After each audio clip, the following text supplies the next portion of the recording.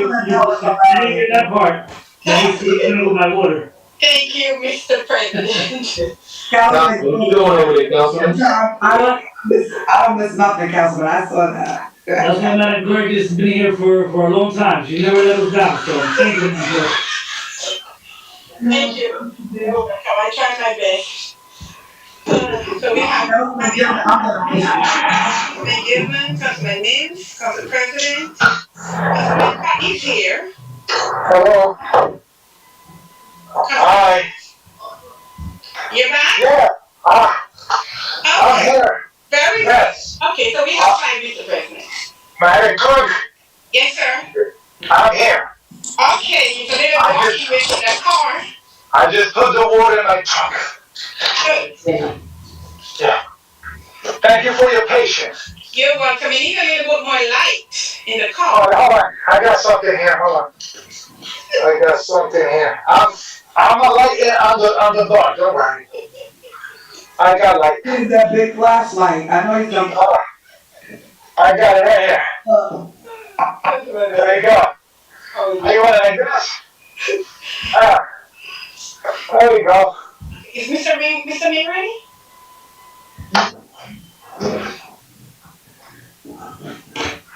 You're ready? Okay, Mr. President, we're ready. We're good.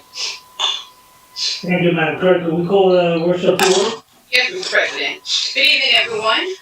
Roll call for Municipal Council Workshop Session of November 5th, 2020 at 6:30 p.m. Councilman Abdelaziz. Councilman Girardi. Here. Councilwoman Khan. Yeah. Councilman Davilo. Councilman Jackson. Councilman Mims. I'm here, Madam Clerk. Thank you. Councilman Velez. I'm here, Madam Clerk. Thank you. Mr. President, Here. the record reflects the third ward is vacant. Madam Clerk, will you read the statement of compliance? Sure, Mr. President. Statement of compliance with the Open Public Meetings Law 2020 to 2021, meeting date November 5th, 2020, time 6:30 p.m. Adequate notice of this meeting was compiled and disseminated in accordance with the Open Public Meetings Law in the following manner. 1. The annual notice of regular meetings of the municipal council was compiled 21 or about on or about July 1, 2020. 2. A schedule of the regular meetings and workshop sessions of the municipal council for the year 2020 to 2021 was duly transmitted on or about July 1, 2020 to the North Jersey Herald News, The Record, Arabic Voice, Italian Voice, the State County Pulse, Dominicana News, the Skater International, El Especial, the Paterson Press, the City Post News, Tap into Paterson, in addition to any other publication duly requesting such notices. 3. The schedule of the regular meetings and workshop sessions of the Municipal Council for the year 2020 to 2021 was prominently posted in the lobby of City Hall, first floor, in the place reserved for the announcements of this type. 4. The schedule of the regular meetings and workshop sessions of the Municipal Council for the year 2020 to 2021 was duly filed with the municipal clerk. 5. A copy of the schedule of regular meetings of the Municipal Council was mailed to any person who requested and paid the fee authorized by the Open Public Records Act. And for the public portion tonight, which begins at 8 p.m., who wishes to participate may dial 973-321 and 579 973 321 1579. Enter code 8326 8326. Press star 1 if you wish to listen to the meeting. Press star 2 to leave a recorded comment. And star 3 to be added to the speaker list. Mr. President. Mr. President, you may begin. Thank you, Madam Clerk. You're welcome. So we have a motion for the payment of bills? Yes. Sorry, I was choking. I'd like to make a motion, payment of bills is $9,486,289.48. I'll make a motion. Second.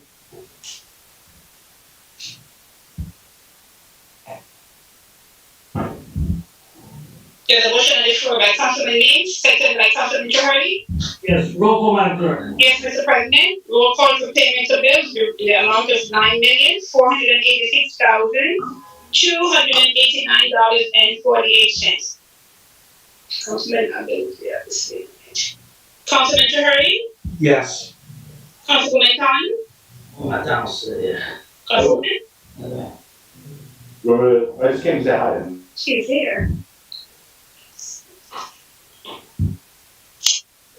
Okay. Do me a favor, pass for a minute, Madam Clerk.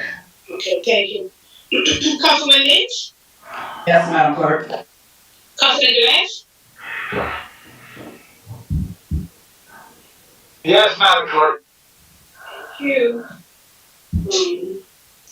I will see Councilman Abdul's name, somebody's not there. Councilwoman Cotton, or back to you.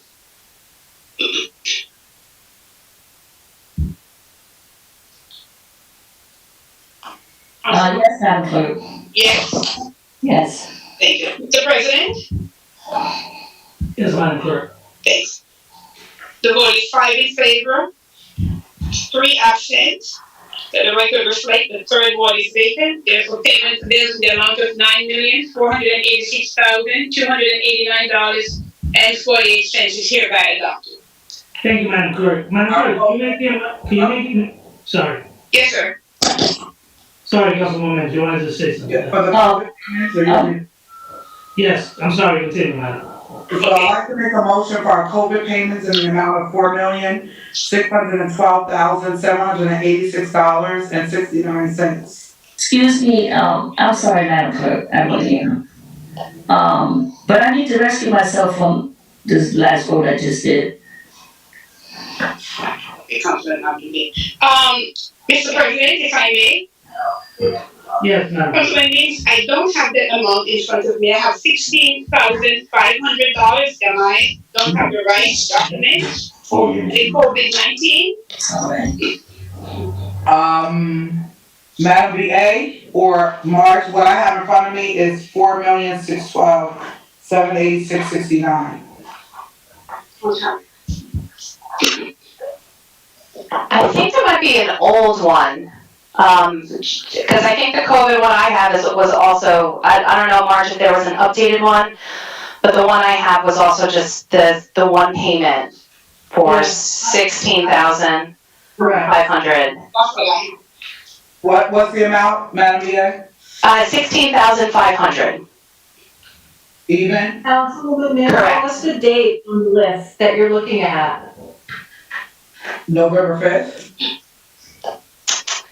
No, that's, yeah, so the front payroll, the front one, that was the payroll amount, the 4.6. I think we're just talking about the COVID specific list. Okay, no problem. This is Yeah. what I said in finance meeting, but it's fine. To human is to err. So 16,005, I make the motion for, the payment for COVID. Thank you, Madam Clerk. You're welcome. Is there a second? Second.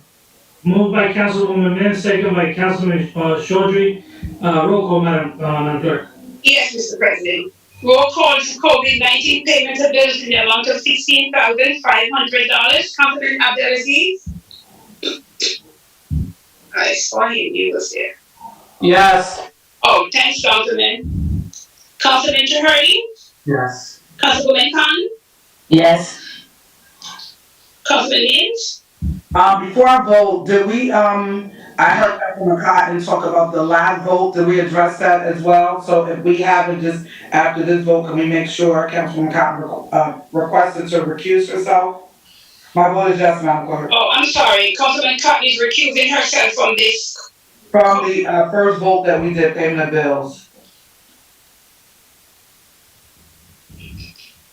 I have to re-announce, I will have to re-announce the first page. Let me finish recording and go back. I didn't recuse. Thank you, Madam Clerk. My vote is Okay. yes. Councilman Lynch, thank you. Councilman Velez? Let's vote yes on this. Okay, thanks. Mr. President? Vote is yes, Madam Clerk. Thank you. The vote is 6 in favor, 2 absent. Let the record reflect that the third ward is vacant, therefore COVID-19 payment of this amount of $16,500 is hereby adopted. Okay. Madam Clerk, could, I just want to make a correction, Mr. President, for the payment of bills, when I announce the roll call, it's 4 in favor,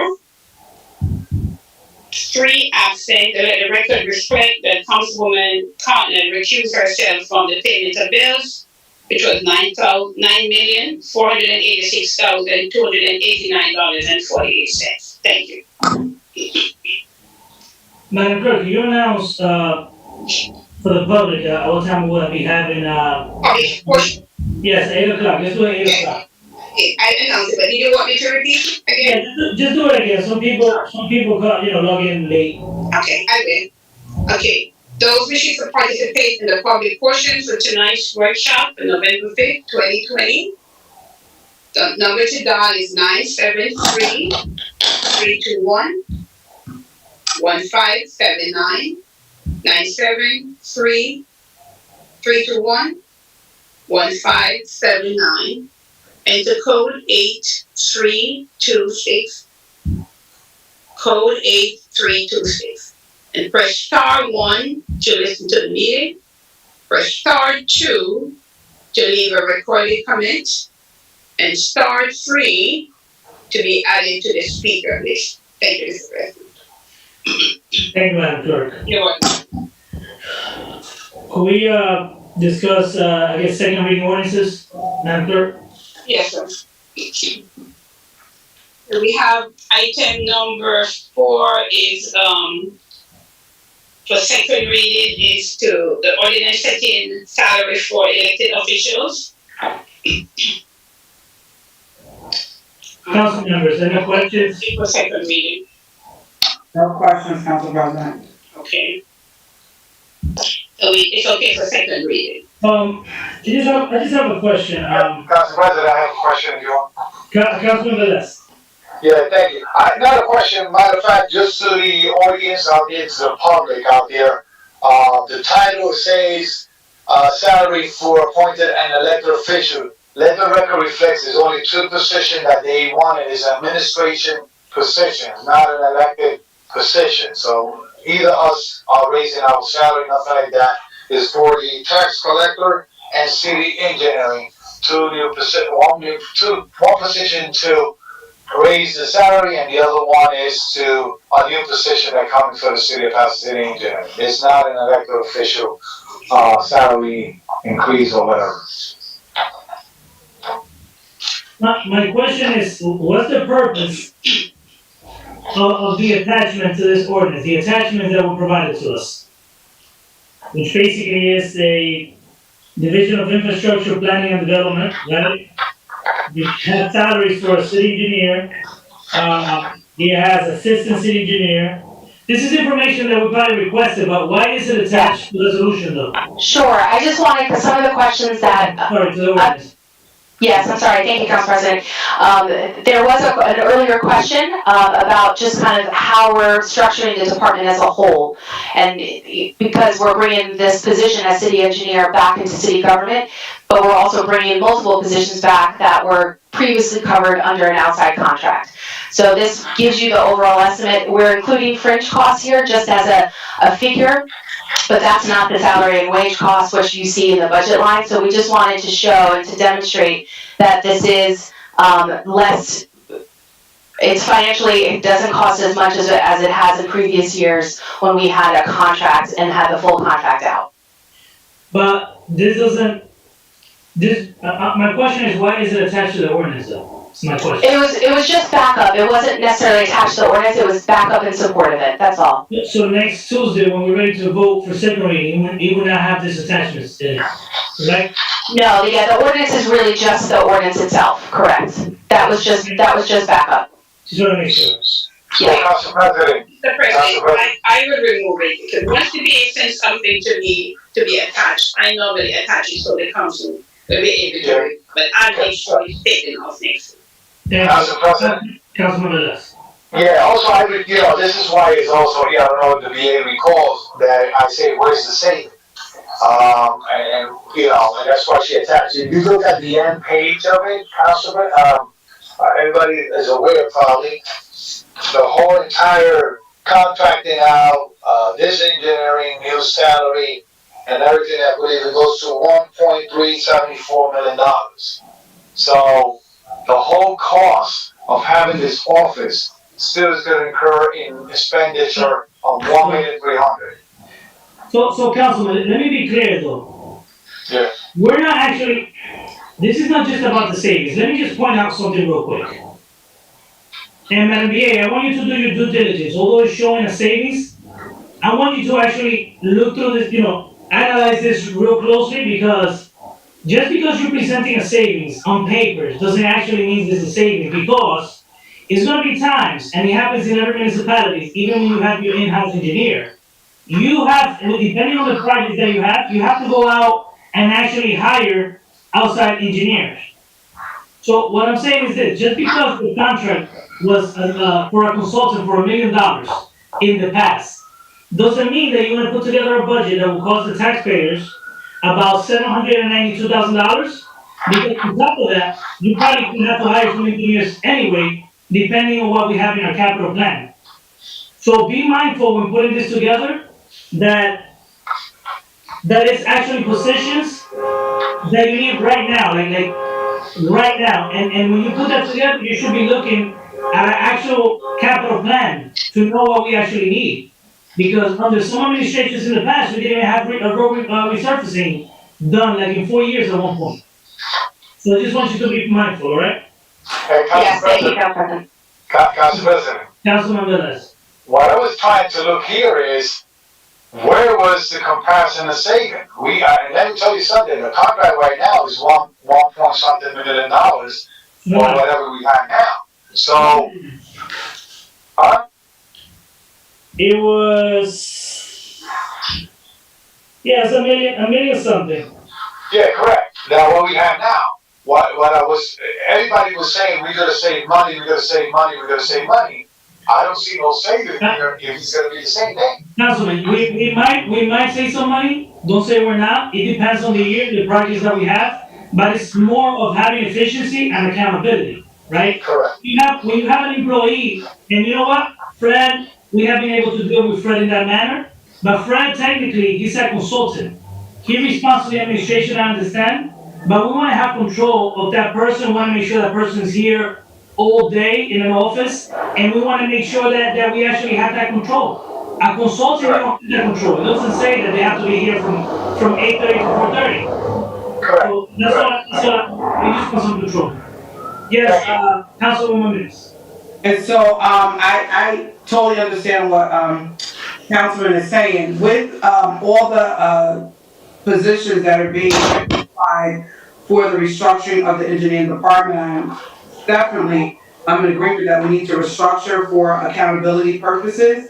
But I also would like to see, and it's not for, this vote, but I want to see attached to this, the needs-based assessment. How do we identify that these were the positions that were needed to structure this department based on jobs done, based on amount of work, based on quality of service? I would like to see that in this, I'll put it back on the record, I've been asking for 2 years for performance evaluation reviews so that we can identify the level of performance of work, not just for contracts, but also for our employees. So I just want to put that on record, especially when we're looking to internally structure the implementation. I just want to add something real quick, and I didn't want to prolong this discussion, but on top of the $1 million contract, we have some of these positions already here, right? Madam VA? Yes, correct. So actually, the backup details it.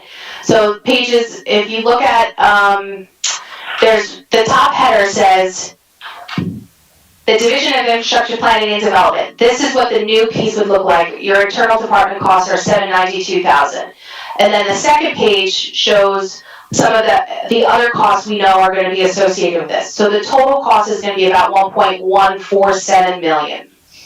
If you look at then the next page, it says consultant as city engineer. This is what it is right now. So that shows the $1 million, and then you see the internal department costs, the other people we already had, and the final page shows the total overall, So, of some of the outside contracts. So we do, based on our estimates, we are saving about 200, it's listed there at the bottom, 227, and that even includes, Council President, that estimate of about $100,000 for some of those outside work that we might need to have either design or construction costs. so Kathleen, this is some of the things that get to me, right? So we're paying the full-time engineer, we're paying the higher end because of the experience he has, right, 170. Which, that's what we need to have in order to get this person. Other places have engineers for less, but we already had that discussion. But now you have an assistant engineer for $80,000. And that is all of this right now is proposed. It's not the final, it's still in a proposed. But So just the way the administration thinks, I find it offensive sometimes, because do some research and see how much some of these places out there pay their assistants. And don't just look at their salary, but look at the amount of years that they have been there. I'd rather pay somebody 5 days a week. This is the third largest city. I'd rather pay someone full-time to be assistant than pay somebody $80,000 for 3 days a week. I'd rather pay $100 for an assistant and have them here five days a week. Sure. Well, Council President, this is exactly when Councilwoman Mims talked about a needs-based assessment, we did that internally. And that's what we had a lot of conversation. We looked through, we did comparisons with other engineering departments. And there are different ways to do this. I completely agree with you. You can either do, a full-time person at a lower salary. We were opting to try to have someone with a little bit more experience who might also have opportunities that they might be working in, not everyone is, especially in the engineering world, is full-time in a city all the time. So they might work as a consultant somewhere, and then they would work part-time. That's the way to get the experience and to get someone who has the skill set that we need, because we're not gonna have a very deep department, we're gonna have a very lean department. So this was part of the internal conversation, and so we understand there's different ways to do it, but this is what we feel is needed here. We already agreed on a 170 of a person that's experienced, right? Yep. Over 20 years of experience. Yeah. That person could actually, I'm not gonna tell you who to hire, you do the interview, but all I'm saying is, I've worked in other places where they have multiple engineers in their office, and not all of them make 170,000, not even the lead. Sure. 70,000, right? So we have one at 170. We don't need to have the assistant getting paid at the rate of 170 also, because 80,000 for 3 days, that's over. It's the rate about 135. So that's So it's not- $20,000 a day, right? No, that's actually over 20, that's over $20 a day, it's 3 days. Mm-hmm. That's about more than 20. It's it's for 24 hours instead of the 35 hours. So it's not the same, amount as. No, but it's high, it's probably about, It's true. Mm-hmm. it's high. And this is what we have a lot of conversations, again, this is something that we had a lot of conversations about with our engineer. And this is, right now, this is still, I'd like to reiterate, this is still a draft. There might be some difference in our final job posting. We're still in conversation with DCA about these positions, because we need to move forward, but we wanted to share with you what our initial thoughts were. And, but again, what we're looking at tonight is really just the city engineer and the ordinance. It's not the entire staffing. And I don't wanna be disrespectful to DCA, but DCA is not gonna establish a salary. If they wanna establish a salary, then I need them to come in and approve the budget for us and pay the taxes that we pay in the city. So No, I'm just not too happy with the way DCA have been, monitoring our city. Not too happy at all. Councilwoman Mims. And I know I'm gonna, it's beating a dead horse, but I'm gonna reiterate, if we're going to, which I think we should, restructure and develop our own engineering department, it would be, it would set the city back not to have project managers in department. So I'm gonna keep stating it. It should be, if we're restructured, it should be in there the first time. It's called doing it right the first time versus coming back later to say, oh, we found out we needed it. If we do a true needs-based assessment based on all the work and all the stuff that's going on throughout the course of the city, we would know in the restructuring and based on everything that's been done through our outsourcing previously, that that's something that's needed. And it doesn't cost as much as an assistant engineer. We have an engineer, do we initially need that? So we need to look at all of what, the work that you've done, Madam VA, and let's take a look at that to determine if those are truly needs based on the work that they've done and based on what the projected forecast of what you have in place or in plan, and to see if it matches, because we have to find some cost savings. We don't know how long this pandemic will last. So I don't want to keep going because we're not voting on that, Council President, but I just wanted to put it back on the record. Sounds good. Can we proceed, number 5, Madam Clerk? Yes, sir. Next item is item number 5 is Employee Appreciation Day and Monthly Recognition Program for all city employees. Yes, a second reading. So council members, we already had a lengthy discussion in our previous meeting. If there's anything new, I would like to entertain it. If not, let's proceed to the next one. So seeing none, Madam Clerk, let's continue to the next one. Okay, next one is ordinance designating Rose Street between Market and Parkway as one-way street southbound.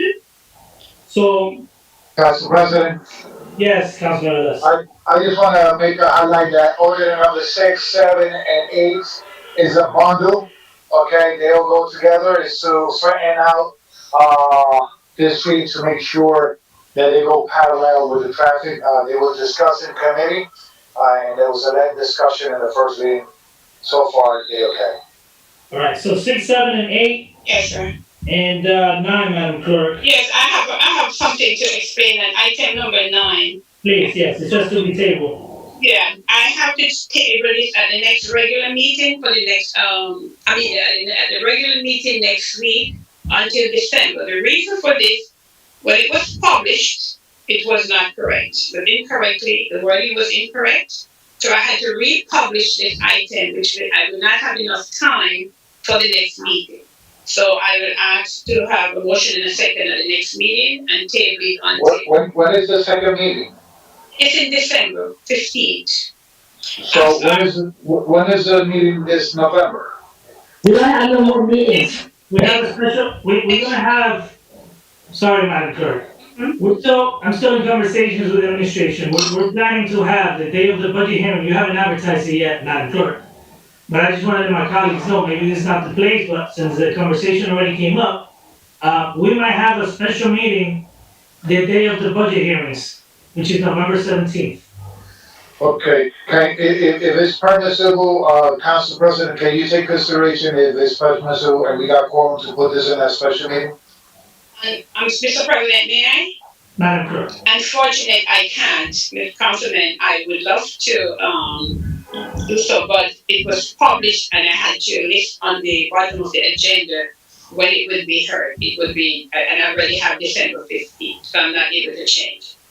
All right, no problem. So let's continue, Madam Clerk. Yeah, so we'll table this one. Okay, thank you. Next item, no, these are first reading ordinances.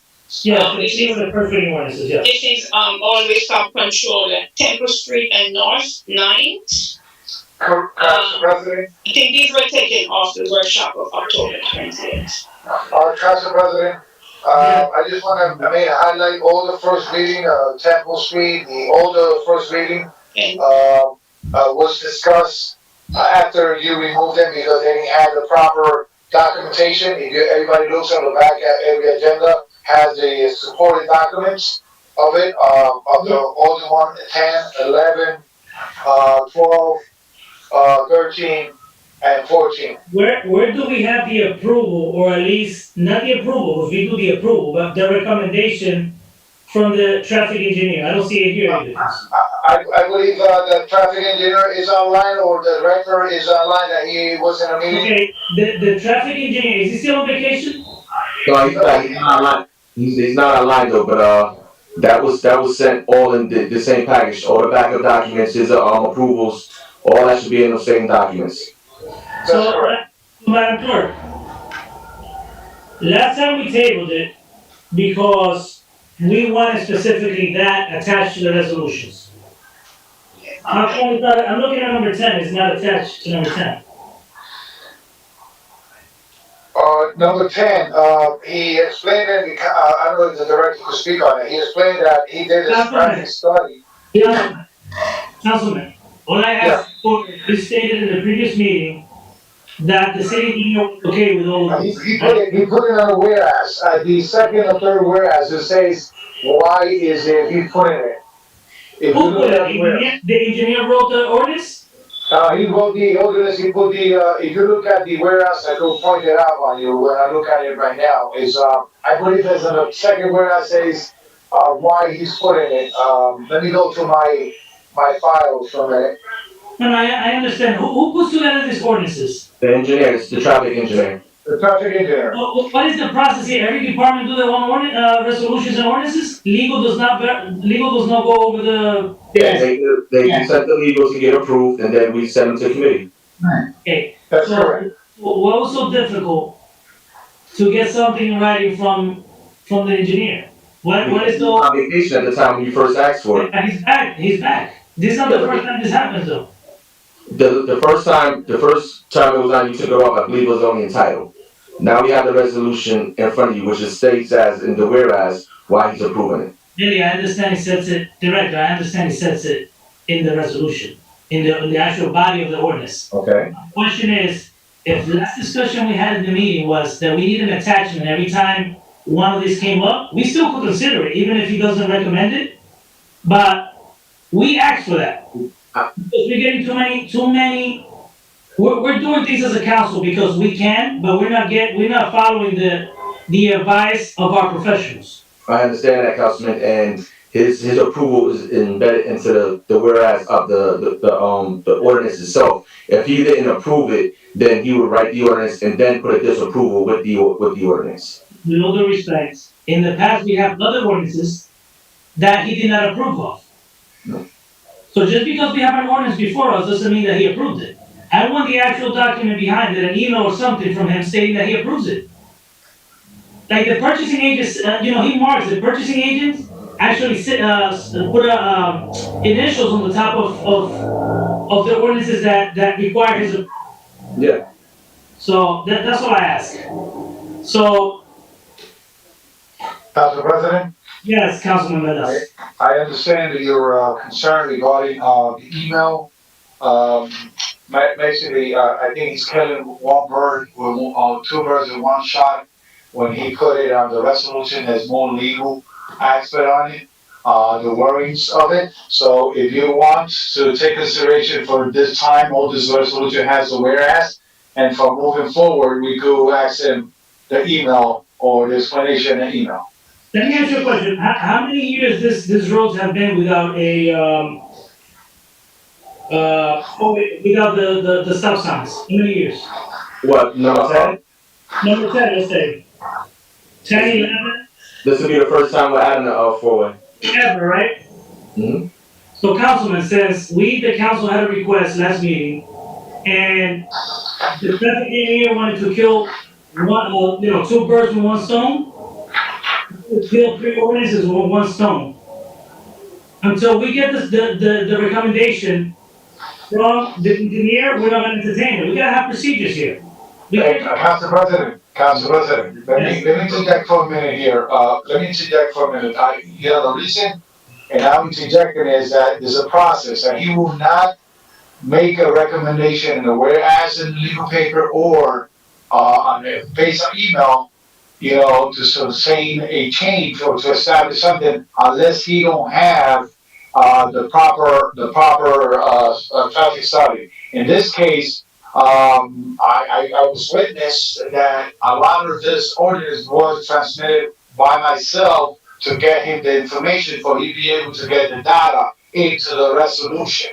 So moving forward, I spoke to IT, I spoke to the police director, the police chief regarding to establish a way that he could go into the system of records and access to facilitate faster the request of the council member or any public individual out there requesting the stop sign or four-way stop sign. In this case, he made a valid point, almost all of them, regarding why it's needed there. And this was said in the committee of DPW way before July. And then arise when I became the chairman, taking as an old business, and that's how it came back to us now. It's the first reading. I appreciate you moving these things along, but all I'm saying is, I think it's a little disrespectful to, if we ask for something in the last meeting, how difficult it is to just put something in writing from the traffic engineer. The reason we're asking for this is because we have brought before the council certain stop signs and traffic, I guess, traffic, signage. Yeah, signage that was not recommended by the traffic engineer. Council President, Hold on a minute, Director. For me to make an informed decision, maybe some of you don't take into account or don't base your decision on a recommendation from an expert, but that's what we have them here for. That's part of the legislation. Yes, Director. moving forward, even if it's gonna be redundant, I'll have the traffic engineer put together a letter on every ordinance. If he approves it or if he disapproves it, even if it's embedded into the body of the ordinance, you'll have that secondary paper so that there will be no confusion. And I appreciate it. It's not about being redundant. We just want the reassurance because in the past, I don't think we had things come to the council in the past that was not approved by the engineer. That's why we haven't gotten a stop sign in certain places that we wanted. If that's the case, we would have stop sign in every place that Councilwoman Mims have requested. There's places that I have brought up here that constituents, tell me their concerns about certain intersections. And we have not pushed the envelope because we're waiting for the traffic engineer to get the approval. We had a previous meeting that we approved certain four-way stops without the recommendation from the traffic engineer. So all I'm asking is, don't care what's on the body. All I want to know is in writing that this ordinance is going to be supported by a recommendation from the traffic engineer. Either he didn't approve of it, or he approved of it. That's what I want to know. You got it, Councilman. So let's just move it for the next meeting. I want to take. Council President, are you going to table it? Yes. This is the first reading. We could get solicited that email in between. What? And then, This meeting, Councilman. because Why we didn't get what we requested for this meeting? because I thought that whereas the third whereas I says the intersection of Temple Street and North 9th Street has been experiencing and complained for high traffic accident rate by local residents and requesting always stop control in the intersection. That's the explanation of the engineering based on the information that he got, and the traffic study with the residents and individuals around it, and the accident report. That right there is the report of the engineer.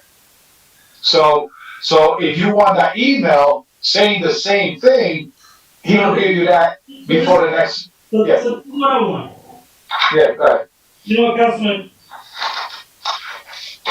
For what is stated, I don't want to continue to discuss the same thing all over again. Make sure you provide it to us for the next meeting. I will. They have it tomorrow. You have it tomorrow, Councilman. Just bring it with the next, when we have the next meeting.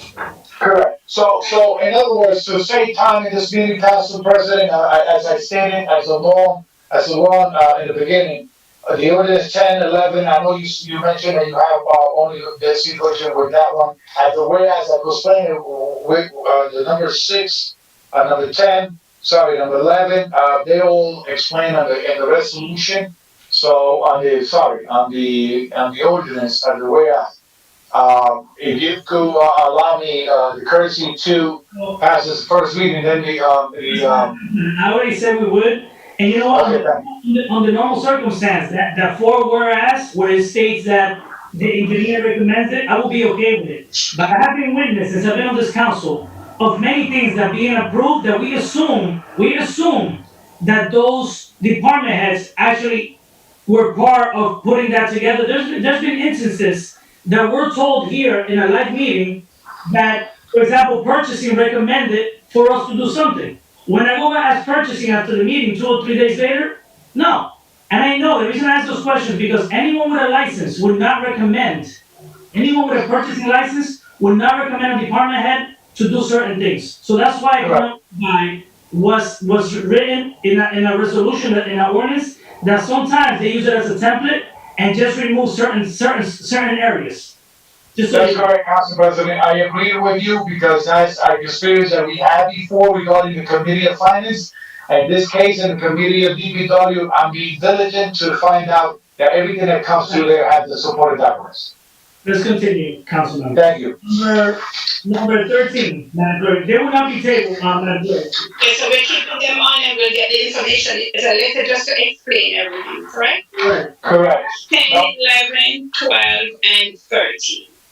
Yeah, 13, I know you say that, you mentioned it now, 13 is a big problem that everybody knows about, that, furniture store in the corner of Church Street and Market Street. Finally, they did a traffic study on it and the necessary, documents to put a loading zone to be able to satisfy and clear the crosswalk that is in front of the city hall. So finally, that is coming to conclusion, number 13. Council President, Take care of the problem with the sidewalk? Council I President, think, what was that? Would this take care of the problem we have with the sidewalks? Because no, it's become part of the.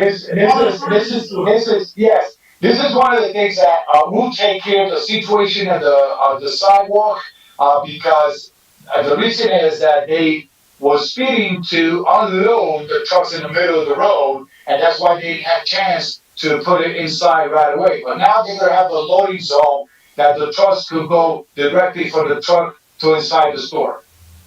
Sounds good. Councilwoman Cotton. thank you, Council President. My voice is kind of cracky today, I don't know why, but, the loading zone on Market Street, it doesn't say in there where it's gonna be because I don't believe it's gonna solve the problem. That's the problem on that Market Street, but we've got 10 stores on that stretch between Coast Street and Church Street, so I don't see how, where is the loading zone gonna be? Yeah, let me explain you what the loading zone, let me explain you, Councilwoman, where it's gonna be All that resolved. stuff out there in that corner like he been doing for the last 5 years since he bought that building. All right, Council President, may I? Yeah. Okay, let me explain you, Council President. Before you continue, Councilman, the picture, and thank you for fitting the request of the council with this one. We asked for pictures, right? Like they say, a picture speaks 1,000 words, something like that. Maybe I messed up. So in other words, Council President, just to satisfy the question of Council Ruby Cotton is, it's gonna go 25 feet after the crosswalk, not violating the crosswalk rules. So it's gonna be, if you look at the picture, it's gonna be after 25 feet from the crosswalk, it will cover almost, one store, going ahead of the crosswalk, and it will be beneficial to all the stores on the other side, because down the road on the other side, in the same block, there's another, loading zone, so everybody is taking advantage of that, yes. That man's gonna get that truck and leave it there all day long, you watch and see that. No, Councilwoman, that is to serve the whole entire block, that is to serve the whole entire, Councilwoman? Councilman, I understand Councilwoman's concern. Yeah, Correct, Violating the law, they have been obstructing the sidewalk for years. correct. And that's where, oftentimes, I tell the administration, they have to deal with every business owner. Don't just pick and choose who you wanna, penalize. Correct, Council President, the factor problem in this case was that they was double parking their trucks in top of a crosswalk and was blocking the view of even the individual crossing the street. Now clearing up that corner 25 feet after there's gonna go the loading zone, they had no excuse to put the trucks where they're supposed to. Thank you, Councilman. Let's continue. Thank you. Yes, Mr. President. Continue with item number 14. Item number 14 is handicap parking spaces. These are in various locations, Correct. 22nd Street, 2 Street, 24th, 25th, 26th, East 32nd, Albion Avenue, and North 3rd Street. And these are Correct. handicap parking spaces. Corporation Council, I need for your office to do some research.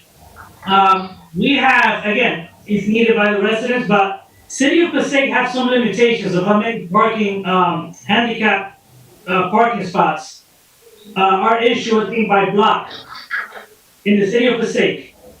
And I wanna know, what's the detail of that law to see if we could do something because, I see often, homes that have parking lots, but they also choose, and again, they're entitled the way that the ordinance is written right now, right? But they're also, asking for handicap or disabled, handicap signs, for a parking space. So I want to know if there's a way, I want to explore. I'm not saying we're gonna do it, but I want to explore amending the ordinance to possibly put limitations of how many, handicap signs we would have in, in certain blocks, or in all the blocks, I'm saying. There should be some limitations if the law allows it. Councilman Gilman. Thank you, Council President.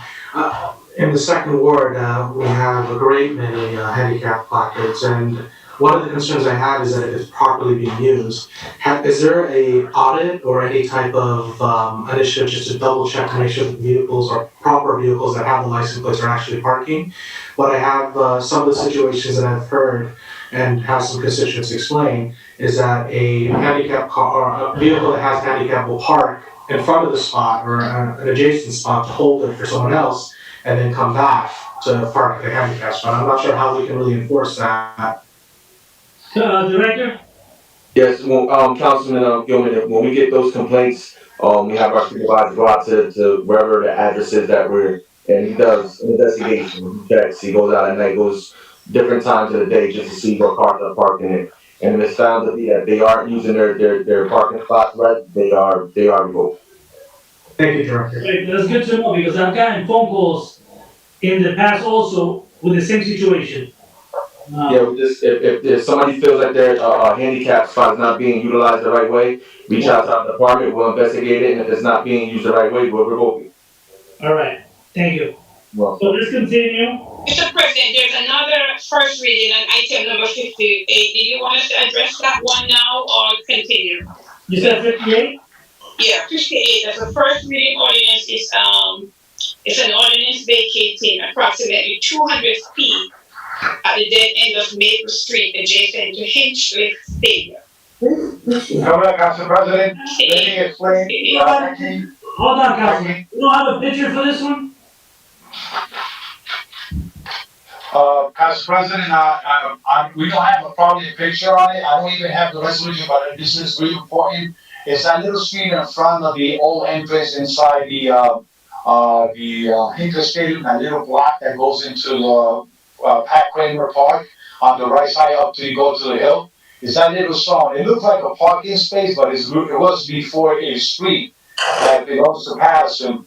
And it's only, we need to vacate it to be able to move on with the project of Hinckley Stadium. But Council President, I mean, there will be passions for the regular meeting. where's the information? Where's the information for it? The details, the pictures, where's the information attached to it? Number 58, Council President, I guess it was delivered through electronic email. I don't know, I saw the last email from our deputy director, our deputy city clerk. I guess she sent it in a separate email saying new items for the agenda is the title. I don't have it. Did you guys, it's also in DocuWare, but I know there is at least, an exhibit and a figure that was prepared. Can I ask you a question? What's the urgency of this? It's urgent. Council President, Director will explain. Why is it urgent? it goes hand in hand with the Hinchcliffe project, with the TWA that goes with it. The next one, Thursday is through community improvements is the project for the Hinchcliffe.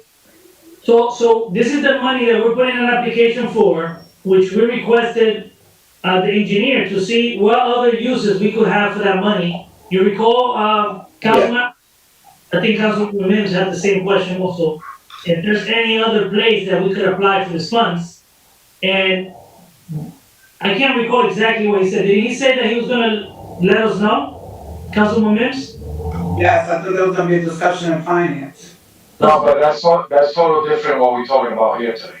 No, we vacated. But is this part? Is the money that the DOT money that we're applying for? Is it gonna be used in this area also or no? No. No. Well, No, I mean, no. the TAP project, I think these guys are referring to, which it kind of goes around the park. I don't think it's not part, this little corner is not part of what, that's more like Wayne Avenue. Yes. Yeah, Correct. That Entrance of the stadium by where the water commission has their building. That right there. And the only reason I'm asking the question is because, you know,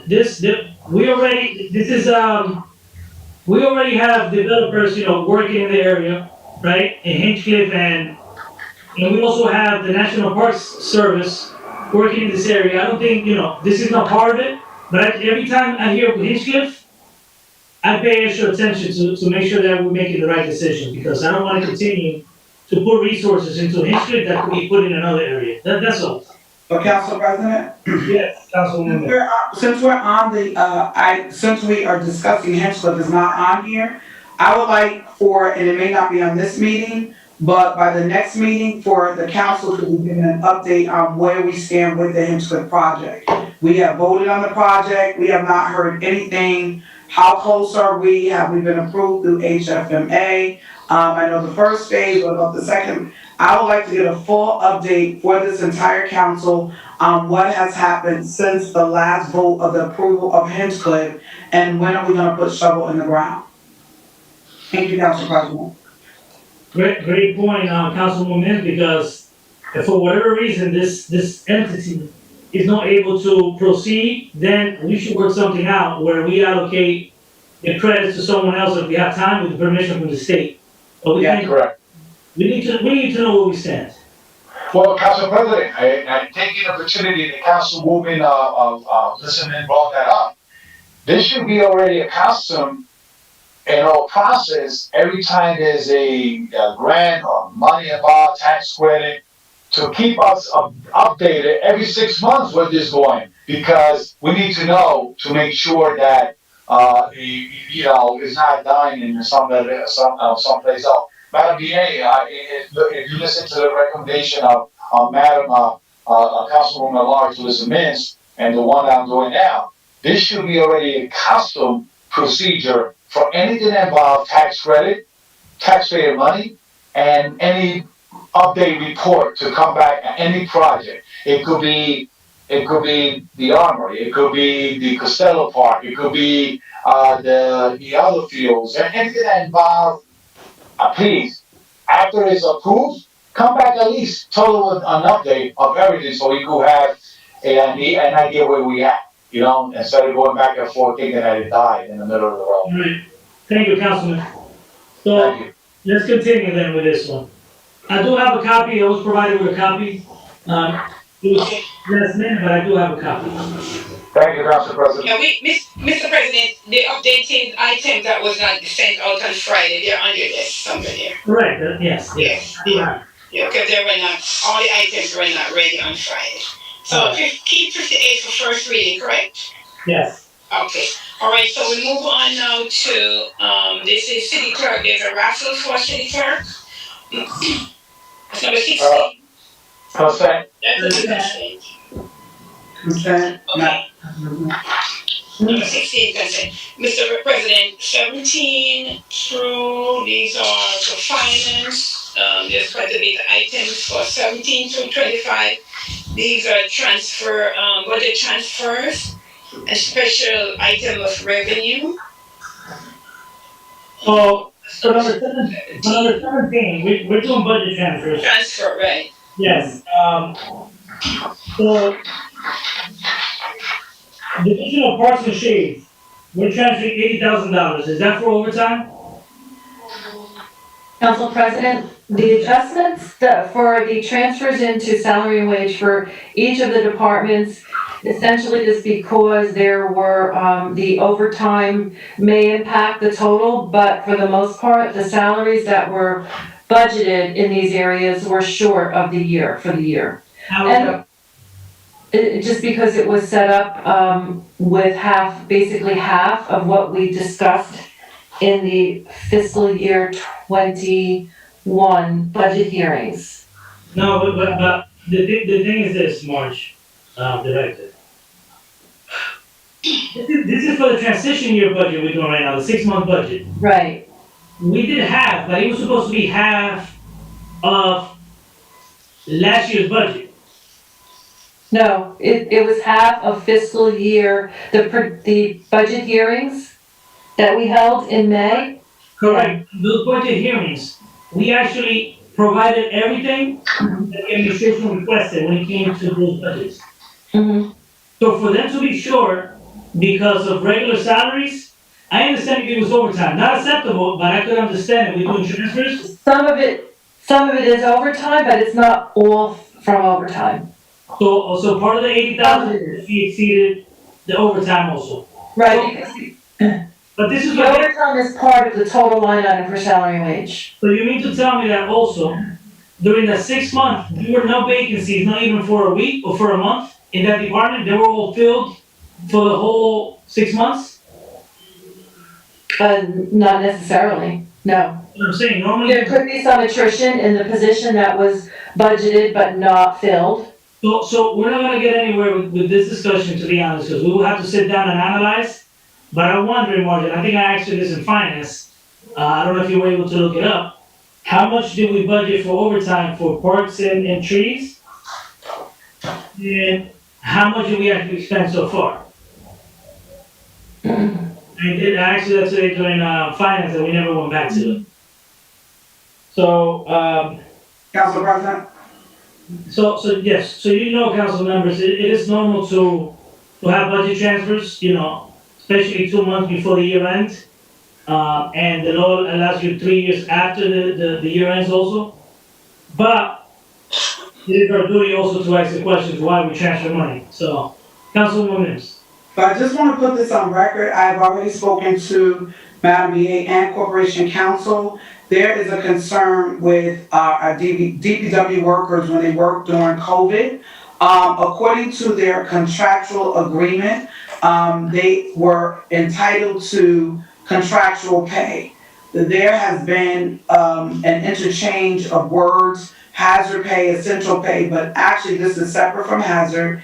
It is contractual pay, which is a part of their bargaining agreement that was already agreed upon when there's an emergency. I've spoken to Madam BA, Madam Corporation Counsel. I made a request again today that there is a call made to the union in regards to this money that they have not been paid. So I wanted to put it on the record for the full council, so the council is aware. I will send the language to the entire council that is in their contractual bargaining agreement. I want to put it also on record that I've asked for the bargaining agreement language for all of our departments. I have not received that as of yet, so I want to put it back on the record because I would like to see all language. So when it comes to these type of concerns, COVID started in March, it is now November, and for our DPW workers to have to go through this type of setback is unfortunate. It's unfortunate for them as employees that have worked through the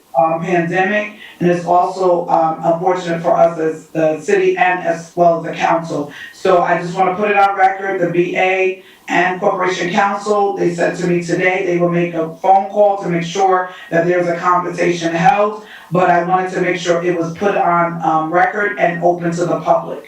Council President. Council President. Council President. Yes. I just want to give the opportunity to Madam EA. I believe that we spoke about one of our personnel committee regarding the hazard pay who's entitled or not entitled based on contract, blue collar, or I was waiting for her to announce it, or to make the final agreement, who's getting the hazard pay or not. And I believe she has the whole report on that to give out regarding hazard pay. Madam DA? Before Madam VA answers, Council President, I'm not referring to hazard pay, so I just wanted to be on record. I'm not talking about hazard pay. I'm talking about contractual pay that is in their bargaining agreement, totally separate from hazard pay. That's a totally different discussion. I just want to put it on record. No problem, no problem. We are pitching for the same situation. I heard the word hazard pay and, hazard, sorry. So I know that we're working on the hazard pay to making sure that it is a balance and compensation into the blue collar. And I believe we had a conversation with Madam DA. Madam DA, may you, clear that? Thank you, Councilman. Yeah, this is really, I would just like to reiterate what you're saying, Councilman Velez, is the same thing that Councilwoman Mims is talking about. There's a separate conversation with DPW Blue that's happening that the Corporation Counsel's Office and now South Council has already reached out to the union reps about, and that's a separate conversation. But yes. Thank you, I appreciate it. Where we stand in the, hazard pay, when they're gonna receive the blue collar and, when they expected to get paid for that? Councilman Velez, I'd like to clarify again, this is not hazard pay. We are not using CARES dollars to distribute any hazard pay to the city. I want to make sure that we're not confusing issues.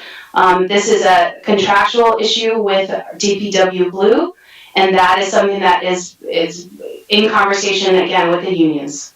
All right, so the word hazard is on. Yeah. Council President? Councilman Velez. Yeah, I just want to piggyback what Councilwoman Mims stated, and I want that the business administrator, one of the DPW workers approached me the other day.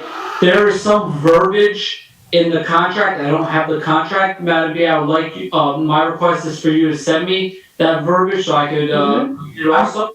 I'm sending it right now. Thank you. It's more about the verbiage states if employees work during a declared state of emergency.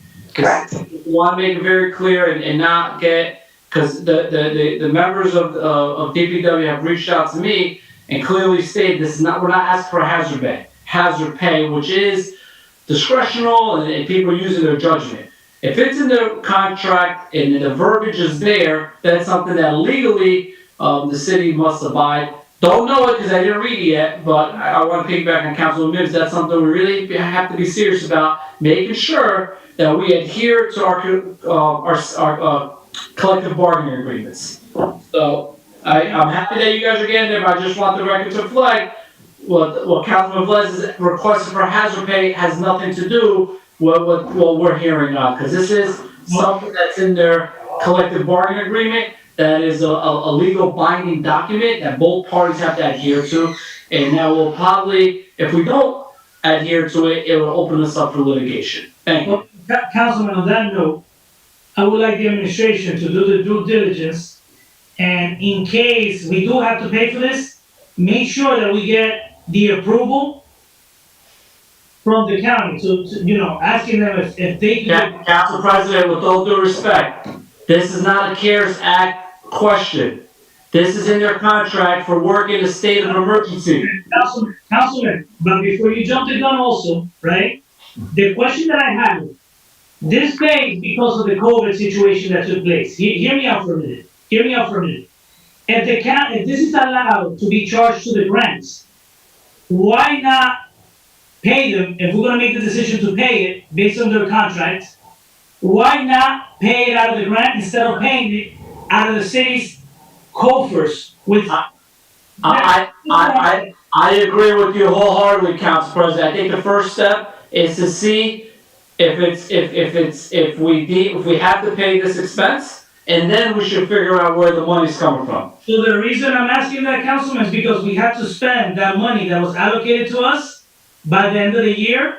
If we drag our feet and that decision is made in January, whatever money we have to pay, now we're gonna have to take it out of the budget, which affect our resident taxpayers. I mean, our Good point. taxpayers, the local taxpayers. Madam BA, hopefully you, Corporation Council, could get this resolved before the end of the year. Because Yes. And to all the council members, I just emailed it to every one of you. It is time and a half that they are supposed to get paid. So I emailed the language to everyone. I sent it to the VA last week.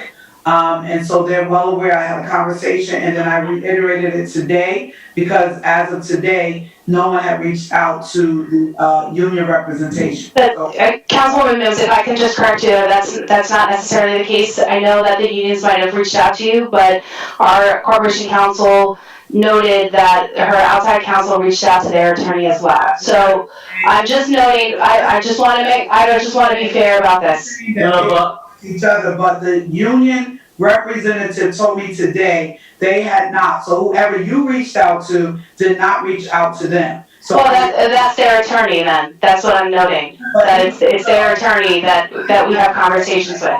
Last week, the conversation was to make sure that they had a conversation. As of today, it had not been done. So Councilwoman Mills, we're in control of what our side of the conversation is. And as I just like to make clear that we are aware of this, and I thank all the council's, input on this, and it is something that we're addressing, that we have already talked with our finance team, we have had the research on the legal side. It is something that we're very much aware of, so thank you. I'm fine with that. I just wanna make sure that between tomorrow or the week, that there is a dialogue. So I'm not, whatever the lawyers did, I don't know, but just as we stated, because we talked about it, just ensure that the lawyers reach out and the conversation with that. That's all. Council President, I think Corporation Council would like to say something, which will be very Thank you. So, the matter, we do understand the contractual provisions and there's no issue regarding what the contract says. I actually just spoke with our outside counsel who handles all of our labor negotiations. There is a labor negotiation session scheduled. So it is already, meeting with our labor union is already scheduled. If I'm not mistaken, it's for next week, based on when the attorneys can be there. And we will hash out whatever details are necessary. Thank you, Council President. Yes, Councilman, I'm very happy with what I'm seeing. Obviously, the administration knows, Corporation Council just told us there is a meeting happening. What I want, Madam BA, I know sometimes lawyers can't get dates on the same time, right? This is very time sensitive because the council president brought something up that could be used, right? I don't want this to go longer than December 15, then we can't exhaust, and if we do have to pay them, which I'm looking at the verbiage that Councilwoman Mims sent me, I'm not a labor attorney, but I do feel that we're gonna have to pay them. We can utilize the CARES money to pay for them for work that happened during the state of emergency. It doesn't affect the taxpayer's dollar. So, most importantly, I think we're all on the same page. Let's solve this as soon as possible, instead of having the lawyers control the dialogue and then, I'm the outside labor, I can't make it, I'm going away on Thanksgiving, then the union's lawyer is going away the following week, and then they finally sit down before Christmas and they don't agree, now we're in the new year. Let's try to get this done within this month, and then ask the county if there's an expense, like Council President Flavia Rivera stated, and let's pay our employees what they're deserved in the collective bargaining agreement. Not hazard pay, not approvals from anything. This is a contractual thing, and I think all parties will be happy. Councilwoman Mims, thank you for bringing it up. I got called Tuesday night. Some DPW workers approached me, and I'm glad that we're all on the same page. Thank you, Council President. thank you. So, that was a healthy discussion. Let's continue now, Madam Clerk. Yes, sir. Item number 17, what is the pledge of the council? Consent, regular, is the budget transfer. Is there Regular. Okay, next item 18, these are special items. Council President, I don't know, it's up to you, but I don't have those items that says there, miss. Hold on. Yeah. Mark, before we move on, did you ever get the number for, the The division? overtime? The division, that I The checked? division? The overtime? Yes. Yeah. The parts overtime in the transition year, 6-month budget is $34,339. How much have they spent so far? About 14,800. So why we need to put 80 there?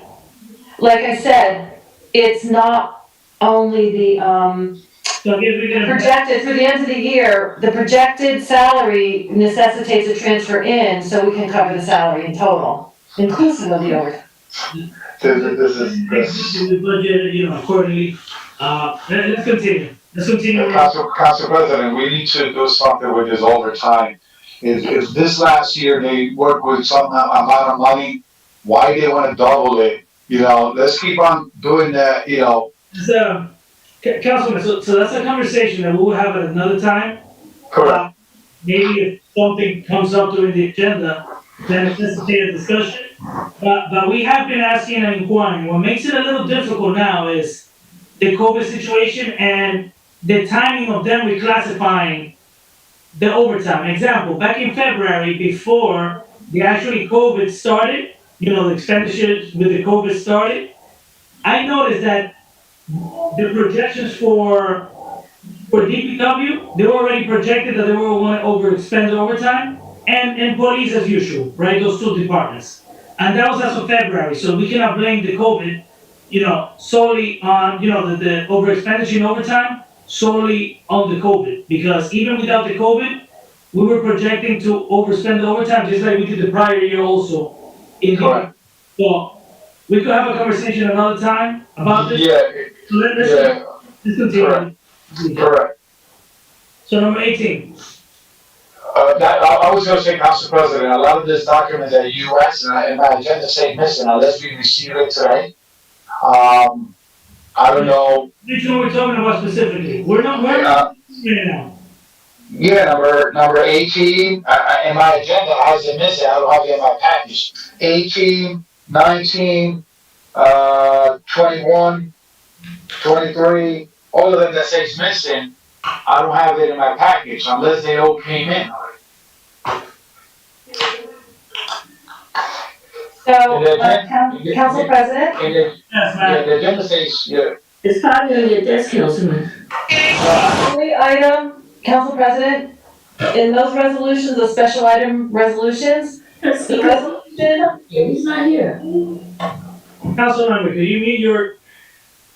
Yes, Mark. item number 19 is missing, and the reason for it not in the packet is because the law department is awaiting further documentation in support of this item in order to allow us to insert it. Well, it's cross off, just so you know, Councilman, in the revised agenda, it's cross off. okay, alright, okay. You're not making sure right now, though. Mr. President, may I explain, sir? Yes, ma'am. Okay, these items from 17 through, quite a bit of items. We did not receive those items on Friday. We were given the titles to add on the agenda. However, we got them some on Monday and some on yesterday. So, Councilman, these items are on your desk. You will have it in your home. So let me ask you a We question. have these items. Madam Clerk, let me ask you a question to the Yes, manager. sir. As this budget amendments, chapter 159? That's in chapter 159, is correct. The resolutions had to be complete by the law department. So what was the reason, because we already had an issue, we've been having issues for a while now, of things getting to us last minute. We have to make it, listen, we have to make it a habit of getting things done by Friday. And I was, especially these things right here, They're very standard, Council President, it's just that, there is a situation with the individual attorney who works on our stuff from finance. there's a situation, we gotta fix it, that's what I gotta say, because you see the chaos that it causes the meetings, we get sidetracked, because everything that we have before us, we're supposed to get on Friday. I understand one or two things, we might have to make an exception, but we have a whole bunch of resolutions here. And we stopped for a little bit, now we have them again. I have a whole folder here of things that were not sent to us on Friday. Mr. President, I know March had talked about number 19. Legal had came up today and asked us to take item 19 off. So that's why item 19, there's a line strike across it. So we have 18. 18 through 26, and these are special items of revenue and appropriation, and they're for various different, like for traffic safety, community compost. So council members. The 18, excluding 19, by 18 to 25. This is 26. Excuse me? It goes to 26, Mr. President, in the next page. The special items of revenue and appropriation. Those are basically grants that we have to accept. Okay, good. Put in consent. All right. You want it all on consent? Yeah, consent. Correct. Okay, so 18, 19, not 19, I'm sorry, 18, 20, 21, 22, 23, 24, 25, and 26. Are any items matching grants, or is the city, does the city have to do any matching, funds to these grants? There are no matching funds. There's no, okay. There is one, the composting grant, but those are in kind, as cash matches. So to the administration for the last time, if there's something that's so important that needs to be addressed, that has a time, that has to be addressed because of a time constraint, then it should be important enough to meet a deadline. If it didn't meet Correct. it's very important. Okay, Well, it's not just with these items, Director of Finance. I'm talking about in general. I often get calls for things to be added last minute. I said I wasn't gonna do that. But I'm going to try to keep, I'm going to try to hold the administration to it. Doesn't make sense at all. Let's continue. Yes. Go to 27. No, wait a minute, Madam Clerk, can you please, what are consents? 20, okay, let me, Mr. President, if I may. So consent, Councilwoman, beginning at 18, Okay. 19 is off, 20, 21, 22, 23, 24, 25, and 26. Okay. And then we are up to 27 now. 27 is a resolution to purge property taxes for 580 East 23rd Street.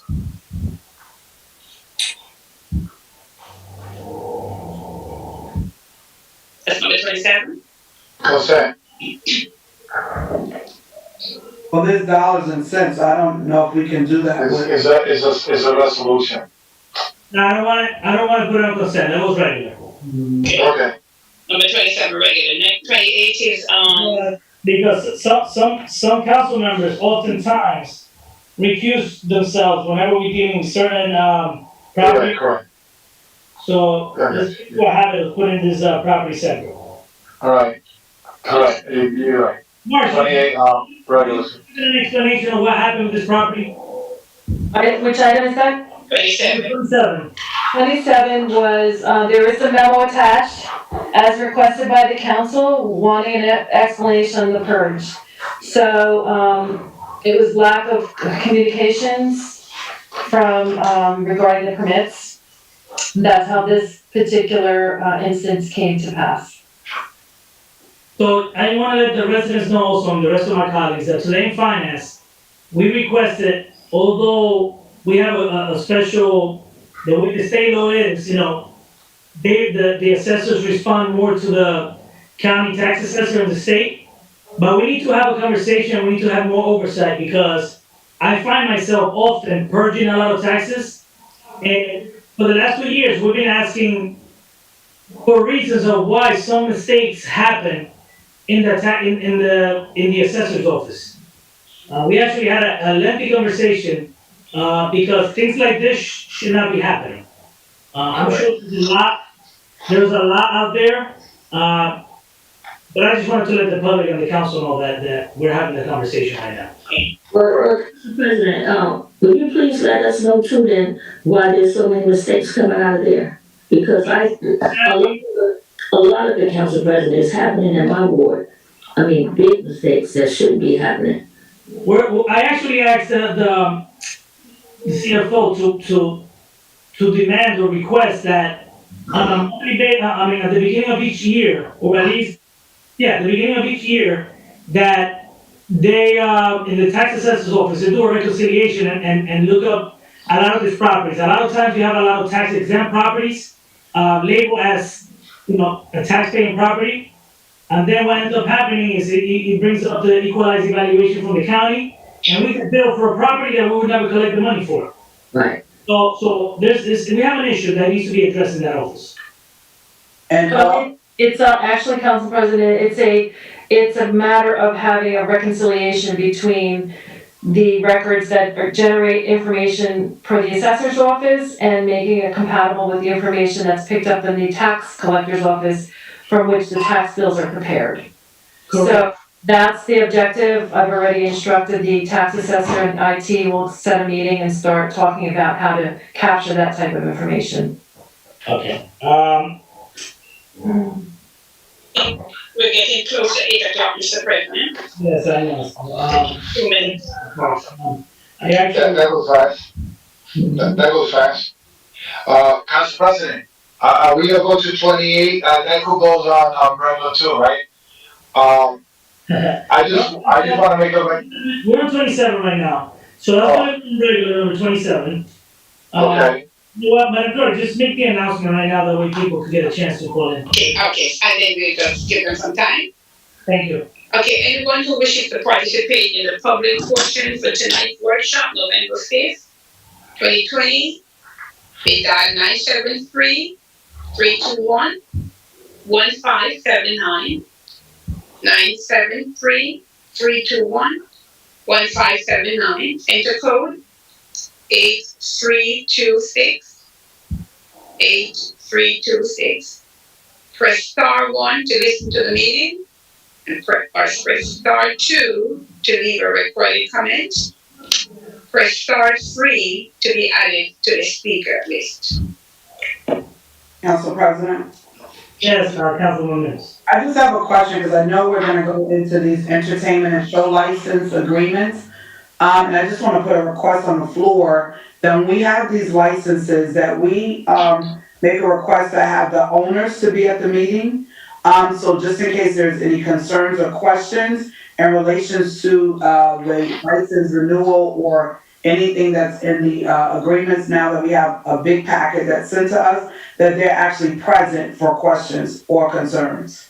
Council President? Oh, we could have that for, it should have been for the workshop meeting, but we actually will be voting on, the next meeting. So given that they were not here today, maybe we could have them for the next meeting. Council President? Councilman Velez. One thing I was gonna recommend, I don't know if you guys agree, we should table all the application for entertainment license when we know COVID-19 is not allowing them to do entertainment anyway, or dance hall license, the dance hall license, and that will avoid people doing after hours party. Councilman. Yeah. The after hour parties that they're having is people that don't have any licenses, just so you know. A lot of them. I know places that probably, they are doing it, yeah. If you know places, Councilman, They know. let's, Yeah.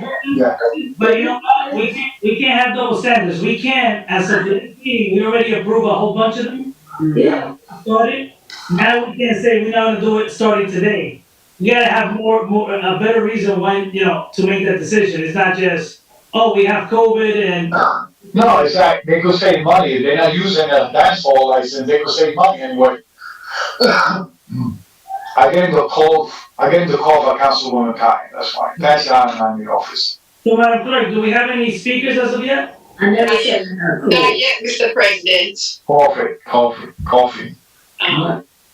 You don't want to give them some more time?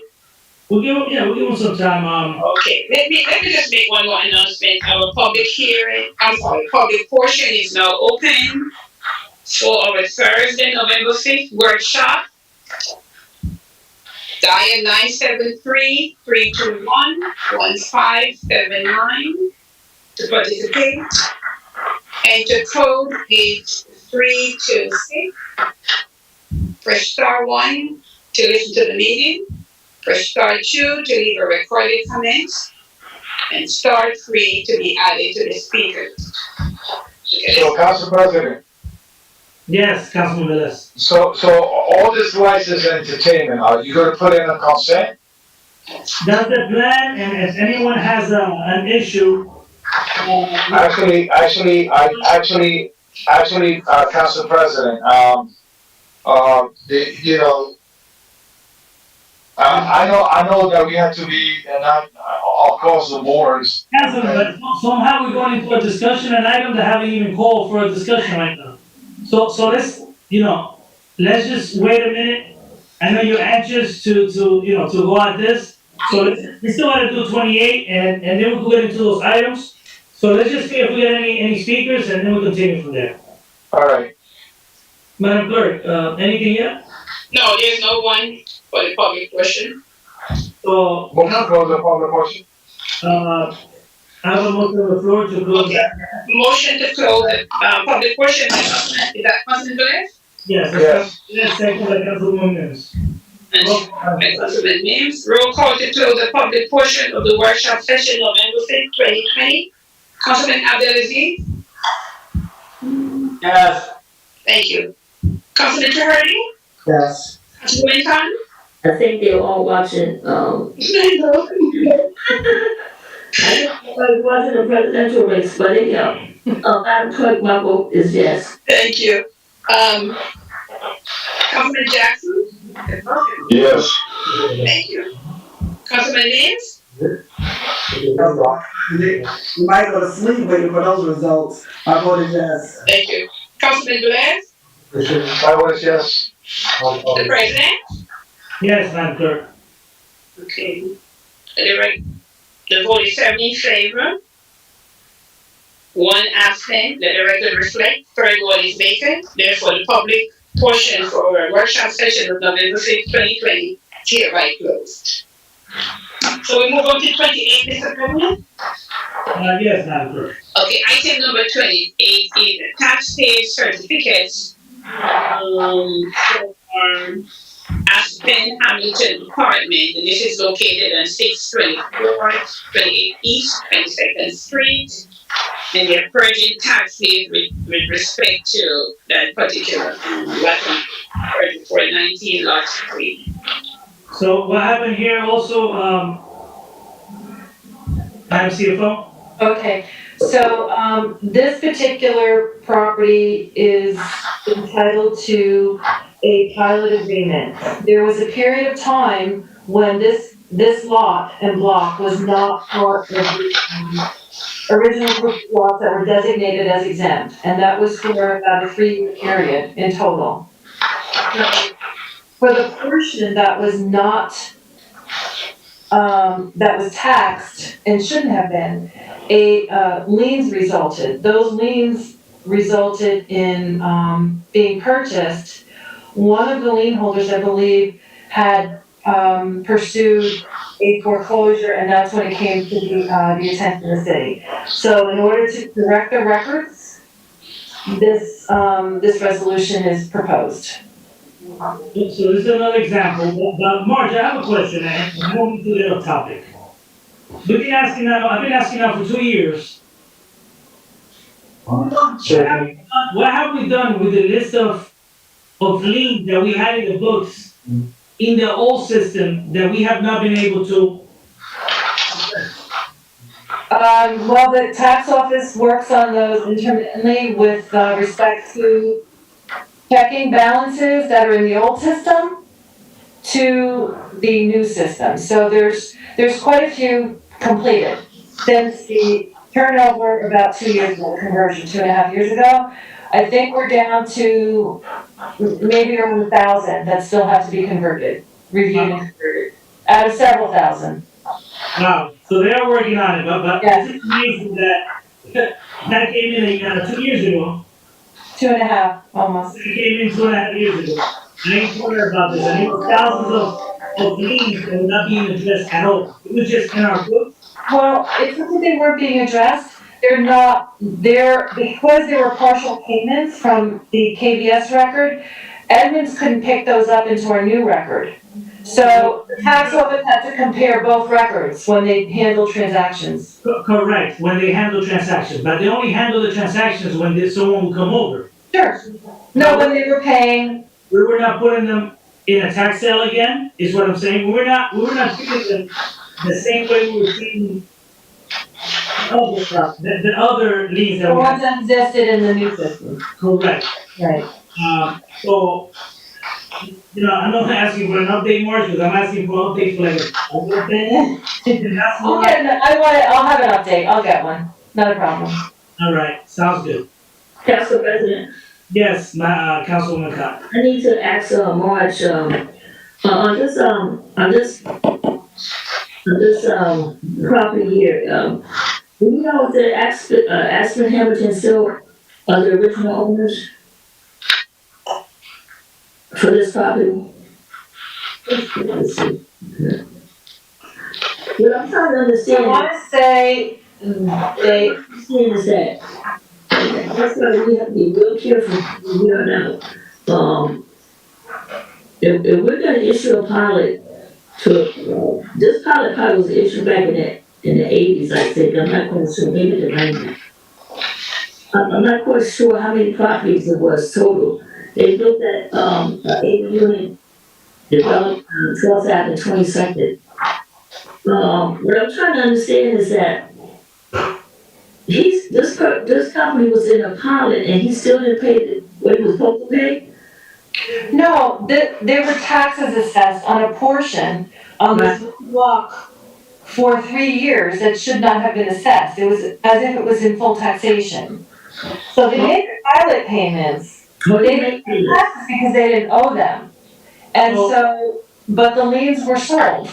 And so when one of the lien holders came to start foreclosure, the evidence had to be researched here at the city, and then they brought it to the city's attention, and this is what ensued. We have to correct the records because there really isn't a lien. The taxes were not owed. Okay, so as far as you know, they still are the owners. They're still the owners. Correct. All right. Marge, who paid the interest in those liens? We have to. So we're paying the investors, and this is the information I have often. We have 22,000 items or more, so we are gonna have some mistakes, but this happened for 3 years. So it is just crazy that whoever's putting together these liens don't know that we have a list of pilots, right? They're in the back of the budget. Members of the public know which pilots we have. Or let me rephrase, pilots that the council have approved, because lately we have some other pilots that don't have nothing to do with council approval, that are just happening because the administration have that authority. That's just another topic for another You day. also remember, Council President, that it's now 3 years and counting since the city has had a tax collector, full-time tax collector.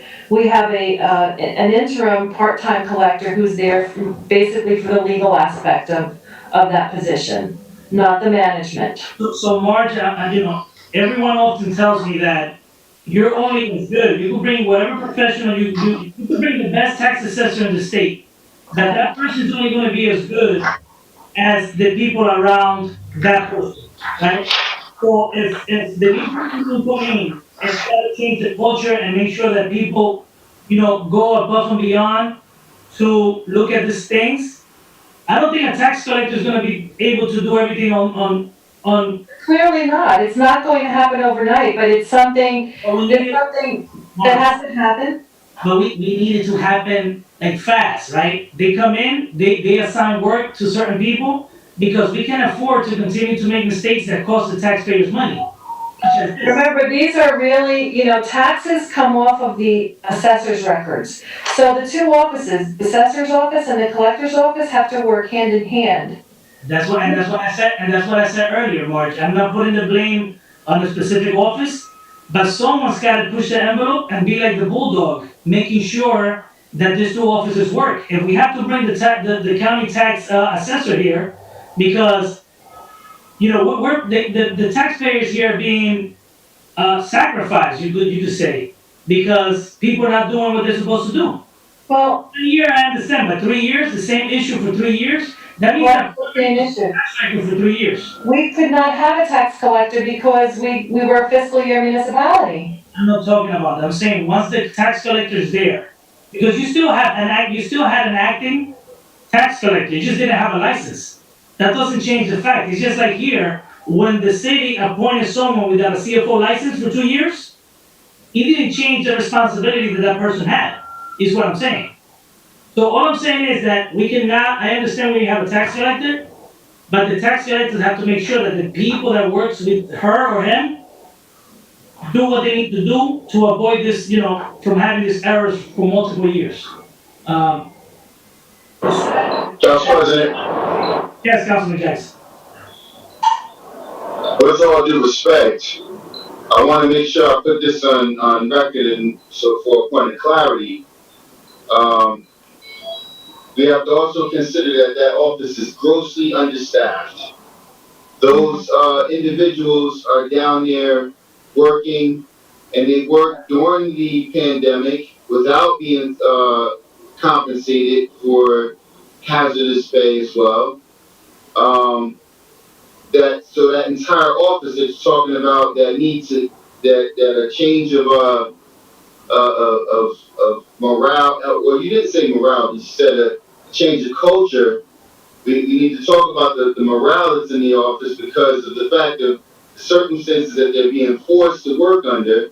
And then you have individuals from the mayor's office who have absolutely no clue of the process of how things should happen there that are coming down into that office, barking orders and yelling at staff members as if they run the place. So when you talk about a level of incompetency, I really want to make sure we put a focus on that because this is expounded beyond the scope of that office. I'm curious of what's going on and what's the issue with Libby's and their lack of payment for rent for the past several years. Are we classifying that as a pilot unknown as well? Is this the property which is in question? Madam Jerome? No, Libby's has a receivable with the city. And as I understand it, the law department has done some follow-up with that, prior owner, or the current owner who's no longer a business. So Libby's was a rental Okay, property. so very quickly, Council President, before you continue, just want to make note of that publicly so we know that this thing needs to be handled, but also there's a great deal of illegal conversions that's going on. So I'm just hoping that we're rendering the same level of scrutiny to all the departments that are failing, grossly failing the public as well. And I want to make note and point out the fact that this office that's performing well under its allotted number of employees that should be there. So, in spite of us not having a full-time tax collector, there are people in that office that's getting the job done. So, I just wanted to make that note. So Councilman, I am 100% in agreement with your statement. The only thing I gotta correct you though, I never stated that you passed a comment pertaining to their abilities. If in finance, I often ask, what does it take to make sure that we have a complete staff? I even requested from the director to have additional staff in that office, right? To support the tellers or compensate, additional compensation to some of the employees, cross-train them so they could step in. So the same question that we asked during the budget hearing for other departments, we ask for this department that to make sure that they are fully staffed. And when I use the word culture, what I mean is accountability, and it's not in just that office. This is something that I talk to the BA all the time about holding every staff member in the whole city accountable, right? I hear a lot of rumors of people not, having work from home schedules. I'm not gonna get into that right now because that wasn't the intent of the discussion at this time, but. Council President, Hold on. if I may. I'm talking about accountability. That's what I mean by culture. People need to know, not just in that department. I asked Marge a month ago, the director, to review one bill that someone's been complaining about for over a month. She continuously submitted, not to that office, but to a different office, and I still don't have an answer. It haven't been addressed. A resident has a concern with a bill, and the resident actually is very knowledgeable because this has been fixed for him in the past, and it's been over a month, and every time I inquire about, it haven't been done. So it's about accountability, not just with that office, but every office is what I'm talking about. So if I may, Council President, I'll be very brief with this. And that level of accountability begins right here. Because when you're talking about the level of incompetency, I have a woman who lives in the second ward who has two water meters. One one is designated solely for her irrigation system. Yet this woman for years, since the transition of the new sewer assessment, she can't get a straight assessment done. So cross the hall over to the assessor's office. This is something very simplistic. So this level of expectation of competency falls completely on the administration, and particularly the mayor and the VA's office, for making sure that these things happen. I don't want to sit here and allow for commentary to be passed of whether or not there's a level of accountability and or culture change in one specific office where I know for sure that they're well understaffed. The same thing we do with DPW. The same thing we do with various departments. We gave the authority for this administration to do the hiring. So why hasn't it been done? One. Two, when is this council going to hold this administration accountable for their inability to make these things happen? So Councilman, great points, and I'm gonna let them answer. But I have never used in the statements incompetent. I never said that office was incompetent. What happens is when you don't have someone in charge, you fail to assign responsibilities, right?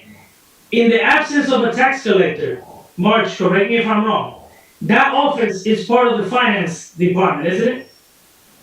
Yes, it is, and Council President, I perform a lot of the duties. I'm not a licensed tax collector. A, B, our licensed tax collector does do quite a bit of work for us in addition to what she does So, in terms of signage. so March, the same discussion we had in finance today.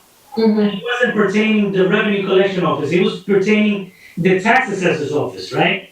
You as the CFO could say, listen, we're having too many issues with this, and that. Can you reconcile every year, at the beginning of the year, that to make sure that the transition with admins from one year to the next is correct, right? Could we reconcile with their system? They have a system. Well, and so, yes. We had that discussion today. Now, in order for us to assure, we can't assume they're doing it.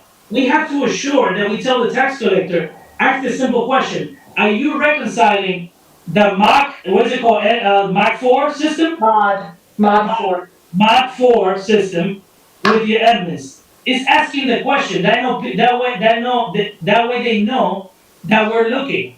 If nobody asks the question, what's gonna guarantee that they're doing it? So that's what I mean. Like in the revenue collection, yes, the morale needs to be brought up. You have people working there, just like DPW, that have been here for 30 years, making, less than 40,000, some of them in the 30s, for 30 years. Then they see, what's going on with the administration office, because I get calls all the time from different departments, people complaining, and their morale's through the ground, through the floor, because they see all the increases, how new people are brought in with high salaries, people get transferred all the time. You know what? Yes. This is what you're coming up, council colleagues. We need to ask all the new positions that have been brought in, also all the transfers, because there's some people being moved into positions that were in our TO that haven't been filled for a many years, and all of a sudden now we move them to make room for other people. And that I don't like, but that's a conversation for another time. I believe you guys owe a response, administration owes a response to Councilman Jackson. I'll let you do that, if you still remember, I know it's too long, but if you still remember, what he inquired about. I think he inquired about the hiring, of the tax collector. I know we have some restrictions because of, the fiscal year issue, but you provide the answer to me. Sure, yes, and Marge can jump in, but we are in the process of hiring for January 1st start date, now that we switched to a calendar year, so we can have a calendar year tax collector then. All right. So I see the thing, who wants to speak? I think it's Councilwoman Mims or Cotton. It was, you had your hand raised, Councilwoman Cotton?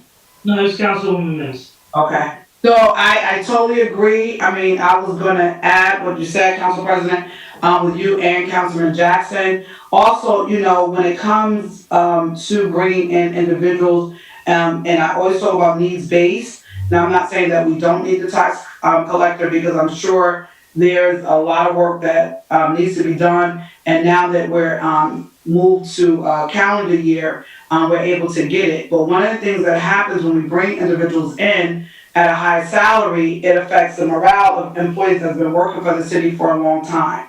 So I'm gonna put this request back on the floor again. I would like to see a list of all the employees with the date of hire and their salary, and a comparison to all new employees that have been brought into the city within the last 2.5 years.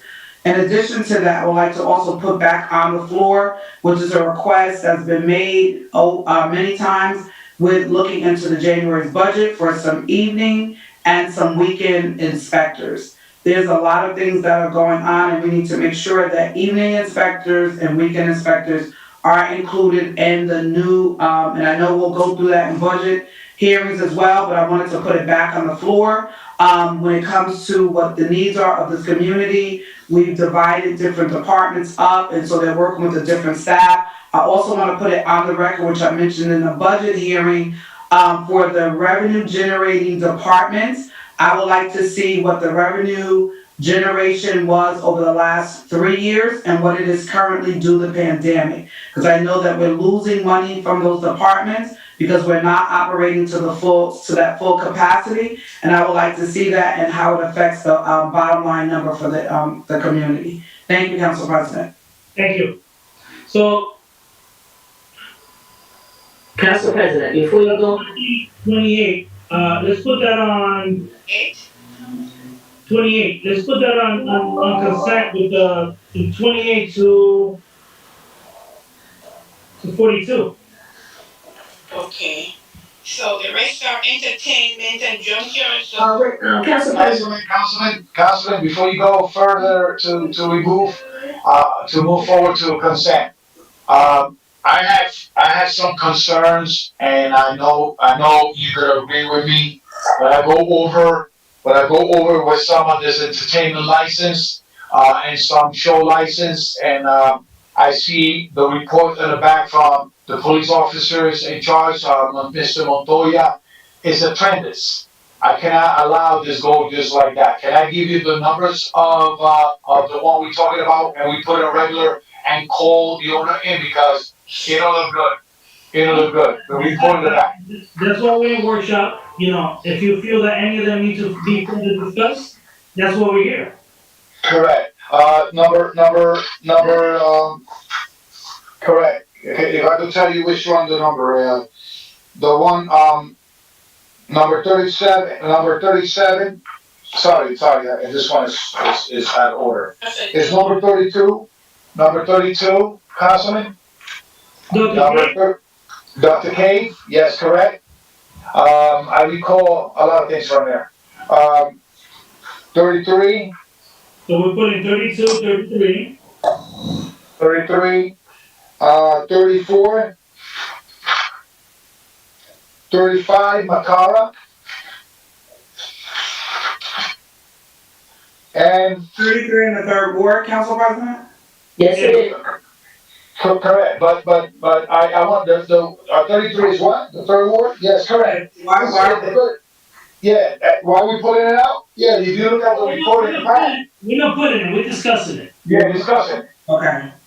Okay, if you look at the back, they even violated COVID-19. Okay, how many times? So, How many times? at the report, one time. Okay, so let me explain real quick, Councilman.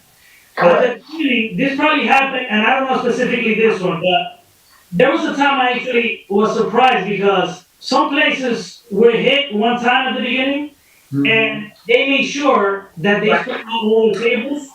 But even in South Patterson in the restaurants, when this first was, when this first started, I drove past Main Street, and all the tables were together because the sidewalk is not that big. So what I'm Correct. No, saying, I'm sure, it's a good discussion, you bring this up, but no, yeah, and it's good. It's good to bring them up because let me tell you why. Uh, it's nothing against the license. I just want to make clarification that how, and this is, and when I read it creates a little discussion because how a report from our police have different call of service made from residents in Glen Rock. Glen Rock is is really far from the place. You understand what I'm saying? So I just want to make sure they're complaining they didn't like the food probably or whatever. I just want to make sure it's not a quality of life issue. And bringing number 37. I believe the one this is a junkyard license. not 37. Sorry, number Macora. What is Macora? That's 35 and 36. Yeah, 35, 36. And it's my understanding that if there was a lot of incident there with fight with guns involved. I know about police responded to and doing narcotic arrest, and they even spit at the cop faces, and that was an assault charge from developed from there, and it's a big report coming out of it. A lot of call of service. So I don't want to take it lightly. So number 10 in the backup in the application, right? It says, has any person named in the application ever been convicted of any crime? So I don't want the details of your comment. You just stated that there's been drugs in the place and everything. But in the application, it says that there's not, no. Yeah, that's why I want to be clear that the police report that comes from Sergeant Montoya. I want to have Sergeant Montoya to give a terror report on this, and have the applicant also given invited to the meeting to explain how he has improved or not improved or where they stand with this, because while we don't want us approving something and then we want to know who's involved in this stuff. You know what I'm saying? It's like I cannot let it go just like that. We're talking about quality of life. So what, tell me what we doing. I mean, tell me which one we keeping and which one we ain't keeping. Sorry. I thought I mentioned it. Tell me, Mr. President, Councilwoman County. I had something else to say and you cut me off. Now, I gotta come to you, Council President, but. Did I cut you off? I didn't notice that. Yes, you did. Let's let Councilwoman speak, please. No, I just need to understand now, I'll say it later, but which one are we keeping on and which one we're not keeping on? my understanding, Mr. President, I think they just put, right? We're not taking any off. no, I think they're just saying consent or regular. Right. You discuss them before they get moved. Okay. Correct. Okay, Mr. President, can I repeat what I have to make sure we're all on the same page? Councilwoman, can I ask you, Madam Clerk, can I ask you another question? Yes, sir. Who's the host right now in this meeting? You, I put you on the host in the beginning. Actually, Ryan put you on the host. He did. Did not? I see Madam Clerk as the host. No, but Brian did put you on as the host. Let me No, what happens is he switches probably during the public portion, Madam Clerk. Oh, they will put you back. Okay. We didn't have anyone in the public portion. Okay, let me just check and see what's going on. But we could continue, Madam Clerk. You probably heard this comment already. Put back Council President. Okay, let me just repeat what I have, Council President, so far. Number 29, consent. Number 30, consent. 31, consent. And then 32, 33, 34, 35, and 36. Councilman Velez is asking that we put these on regular, correct? Yes, those go on regular. All five, okay. Uh, Do you have that, Councilwoman Khan? Councilwoman Menz, you have something to add? I just, I was just concerned as to why the items in the third ward are, items for, Mama Juana's, Little Enterprise, the details are attached, to, So, there's a few also in the first ward, the councilman wants them regular, he's not asking to pull them. He I wants- know, I'm just concerned why they're going to regular. If he wants to vote no, then they have to be on regular, he can't force, everyone to just, but then he'll vote no on all the consent items. And we don't want that either. Asking, I wasn't saying, I just asked why, I see some are going consent, but some are going to regular, so I was just trying to ask why these items are going to regular, because I didn't hear the rationale behind it. Oh, the rationale. Okay, I got a rationale. Councilman, Yeah. you don't have to repeat himself. He wants the owners of those to come before us because he has some concerns with the supporting documentation regarding incidents that have taken place in their establishment. So he just wants Montoya and the owners to come before us to be part of the next meeting. That's it. So Okay. I think that's fair enough. Well, then I go back to my first request, when it comes to these type of licenses, that when we're going to vote, that the owner should come for all of them. It should not be this one or that one, and based on the call to service. If the call to service is clean, then that's fine. But if there's an incident, like there's some others that have one items, but we're putting them on consent. So I'm just asking the question, why are some going to consent and some are being identified as regular? I'm just asking the question. I could agree with you because in the past they used to come before the council when we were in the chambers. Mhm. And also, we might not have a question pertaining to any of these items, but in the regular meeting we might have a question. Right. I don't see any harm in asking them to come before us, but I believe that right now, the concerns that Councilman Velez have brought up are from items 32 to 36. Yeah. Councilman Velez. Yeah, so Councilwoman's, and this is in general, not just this item.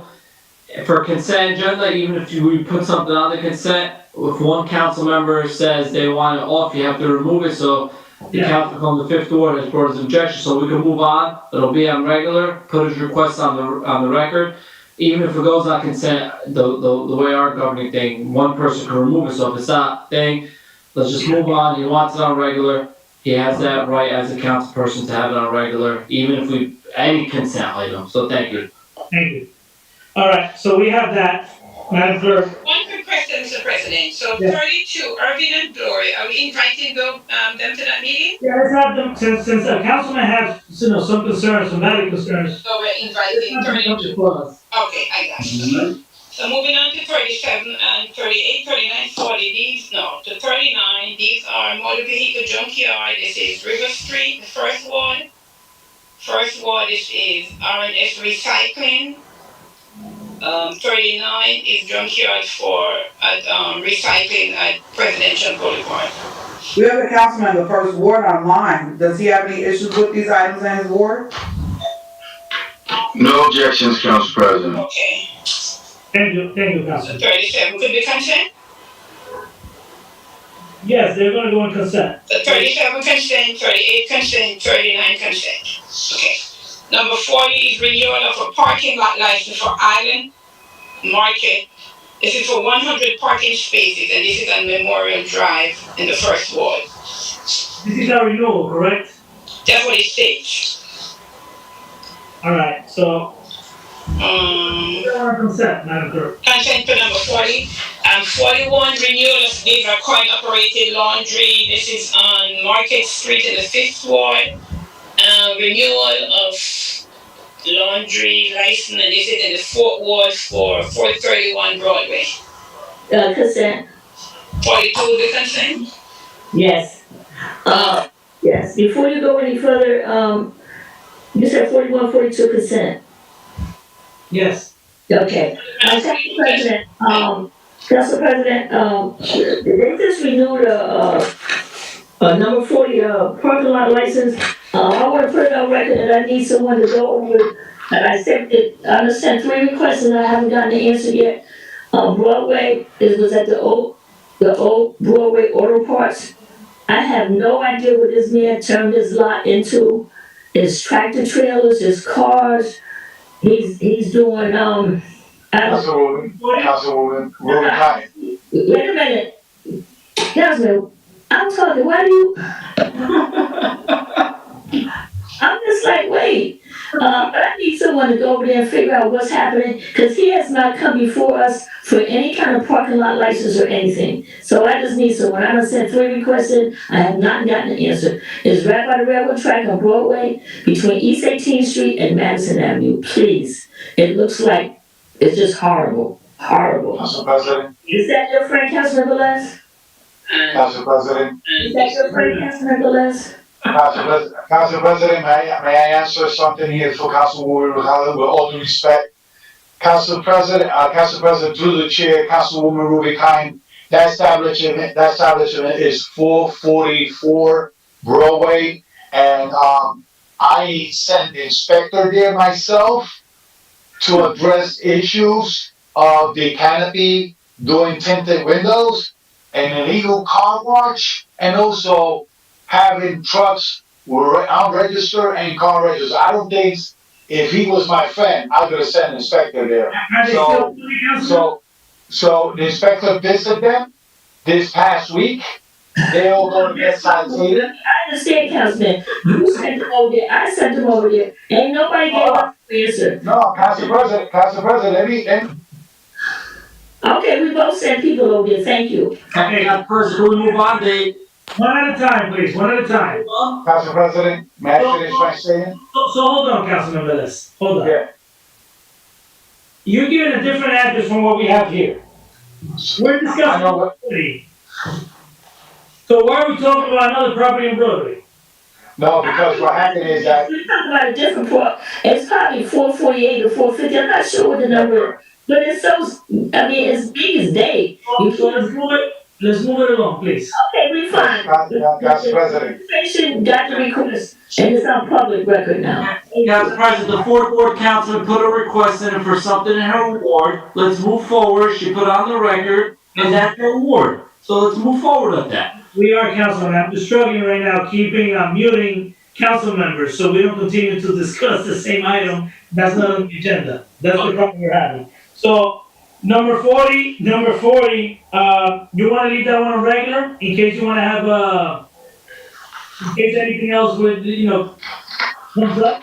No, consent is fine. He's good, he's good. Consent on number 40. Yes, I have number 40 for consent. You said number 40 is okay.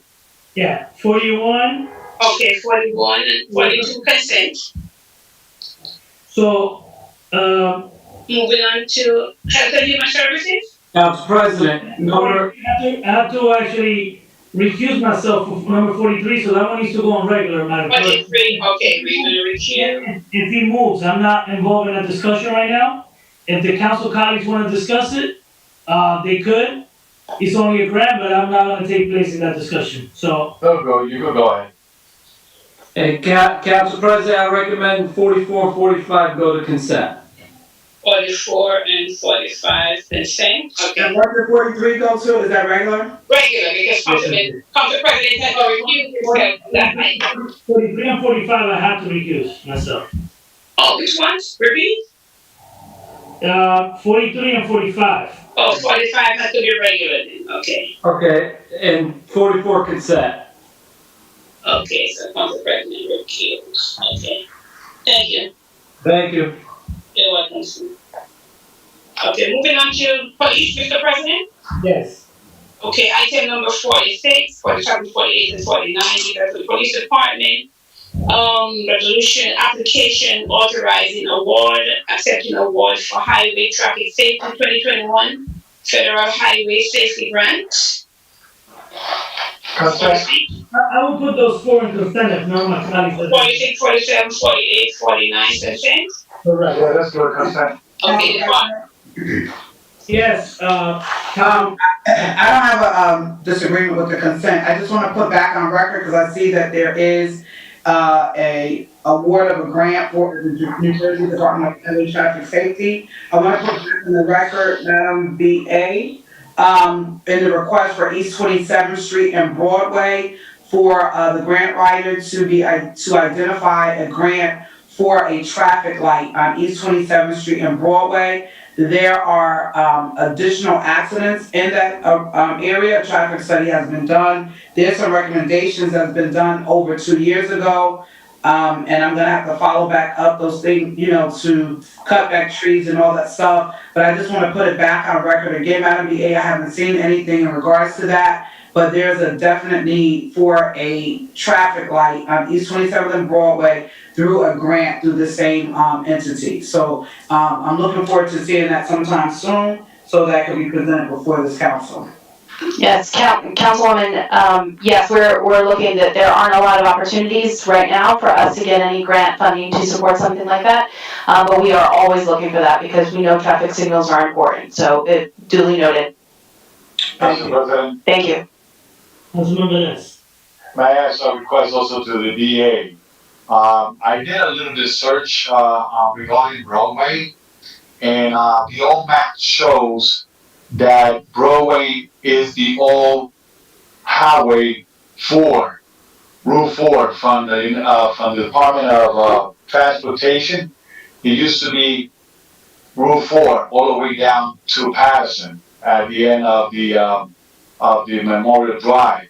Probably we are losing funding, and grants that should, come directly and maintenance from the state, because according to the old map, Broadway was part of Route 4, all the way down Fair Lawn and so on, so on. So if they could do, and engineering has the information, if they could, identify that this belong to the state, probably we could get maintenance and funding without even getting resolution, if it goes back to the Route 4, destination that it was way before. And number 50. Okay, Madam Clerk, so, Do you want me to move on to number 50, Mr. President? yes, Council President, Okay.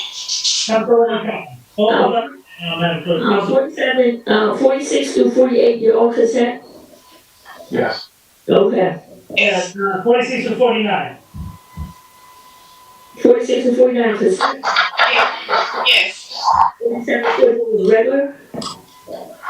Oh, 46 through 49, they're all consent. Thank you, Madam Clerk. So we're moving on now to number 50. Okay. Right, Mr. President? Yes, Madam Clerk. Okay, next item is number 50. These are for the Department of Public Works. This is authorizing an award of contract for proposal for wastewater collection system and, for the city, and combined sewer system for the engineering division, and it's of the Department of Public Works. That could go on consent as a regular item we do every year, Council President. Yes. Also, if you allow me, Council President, so we can move fast. Continue. Okay, we have number 51 and 52 and 53 and 54. Let me see which one is the one. They all could go on consent. I have a question with 52 though. Correct. What, how come this wasn't done earlier? Like, how long is it gonna take for us to get that installed in the vehicles? Since we pass it on, next Tuesday, I'll create a purchase order. The company's already waiting for our delivery vehicles. Council President? So, Council President, We got for the supervisor trucks and the 6-man cab trucks. Okay. Since we're in the topic, are we ready in case any snowstorm comes? Yes, we are. We're gonna be, gonna do, I guess, a news media outlet next week, hopefully, to show the equipment that we got in, everything that we got ready for the upcoming snow season. We have another press conference to show the vehicles. Press conference. We have a press conference. Press conference. You already know this. This is my idea. This has nothing to do with the mayor. This is something I wanna do. It's always a press conference. I wanna believe that, but that's beside the point, that's just my opinion. No, Council President, I was first, I think it's, Councilman Al was first. I wanted to say about the press conference, that's the only thing. No, thanks, Councilman Velez, he's gone. Councilman, you want that press conference. You know what? You deserve it. All I'm telling you right now, I'm recording this press conference. Because we're gonna hold you accountable now. So you're telling me you have the tools, you're gonna have a press conference celebrating the tools. So when there's a snowstorm, no one should hear about why their roads are not plowed and why that there's snow on there. So I'm gonna be at that, hopefully it's not during the day, because during the day I can't make it, but someone record this press conference. Don't worry, I will keep you informed, Council. I will keep you informed. Do it, Al. I want somebody to record this press conference. I'm actually gonna save the press release. So Madam BA, this is one press release that I want with the red mark saying high importance, because it's going in my folder that I'm saving. Councilman Velez, I agree with you, we're gonna have to celebrate because 2 years later, now we finally got the equipment that we have budgeted for. Great. Councilwoman Mims. So I just want to go back on record. I talked about this in our finance meeting. I talked about it here at the council. These are awards of contracts. With all of our awards of contract or any type of business, whether it's new contracts or renewals, we should definitely put in performance measurement standards in place with performance measurement indexes to identify if the quality of service, the efficiency, and the work that's being done in customer service, that it meets the requirements for our city. We need an internal scorecard for every contract that we're awarding as a part of the original agreement that we put in place. We have here on this agenda, we have several new award of contracts with no level of accountability to these people that are being scored to do the work. That is something we should have in place. I'm gonna continue to say it until I see it being done. I saw Madam B8 was done on another one that was done, but I'm gonna keep pushing it until we see those things attached to these contracts. We have to hold these Councilwoman, I see where your intent is, but for example, we're awarding a contract to build something for us, right? I'm sure there's stipulations in that contract already. Now, I'm sure that that's how we hold them accountable, and, go ahead. Council President, we have individuals doing work, but they supposed to start at 9 o'clock in the morning. I'm sure is that language in there because they start at 7 and we have road closures. So Okay. I just wanna make sure we have those type of language, the language identified in these agreements so they know you start at 9 o'clock. Not at 7, not at 6, not at 8, at 9. So we have to make sure we build that language into the agreement, because sometimes they don't know because we haven't said it. Councilwoman, it's very easy. That's why I asked for the purchasing agent to be here. Harry, is that language exist in those road resurfacing contracts? Good evening, council members. Yes, it is. It's part of the specifications, and we make reference of the ordinance in which any construction work, specific or sewers or any type of construction, must begin at 9 and end at 4 o'clock. So Councilwoman Mims, Councilman Jackson's been talking about this forever. They stopped after I joined the cause, right? He's been, pushing for it for a long time. I had to address this issue also because it was frustrating in the morning, people taking the kids to school and us getting to work. They stopped for a little bit, they went back to do it. Just so you know, every morning now, we have so many problems here that I didn't want to bring it up again, but it has to do with the police. The same police that's supposed to enforce our ordinances are the ones breaking them. So, yes, to add to my point, so that was just an example, because what the purpose of the performance review standards is more for contract compliance and monitoring, and that's why I keep talking about project management.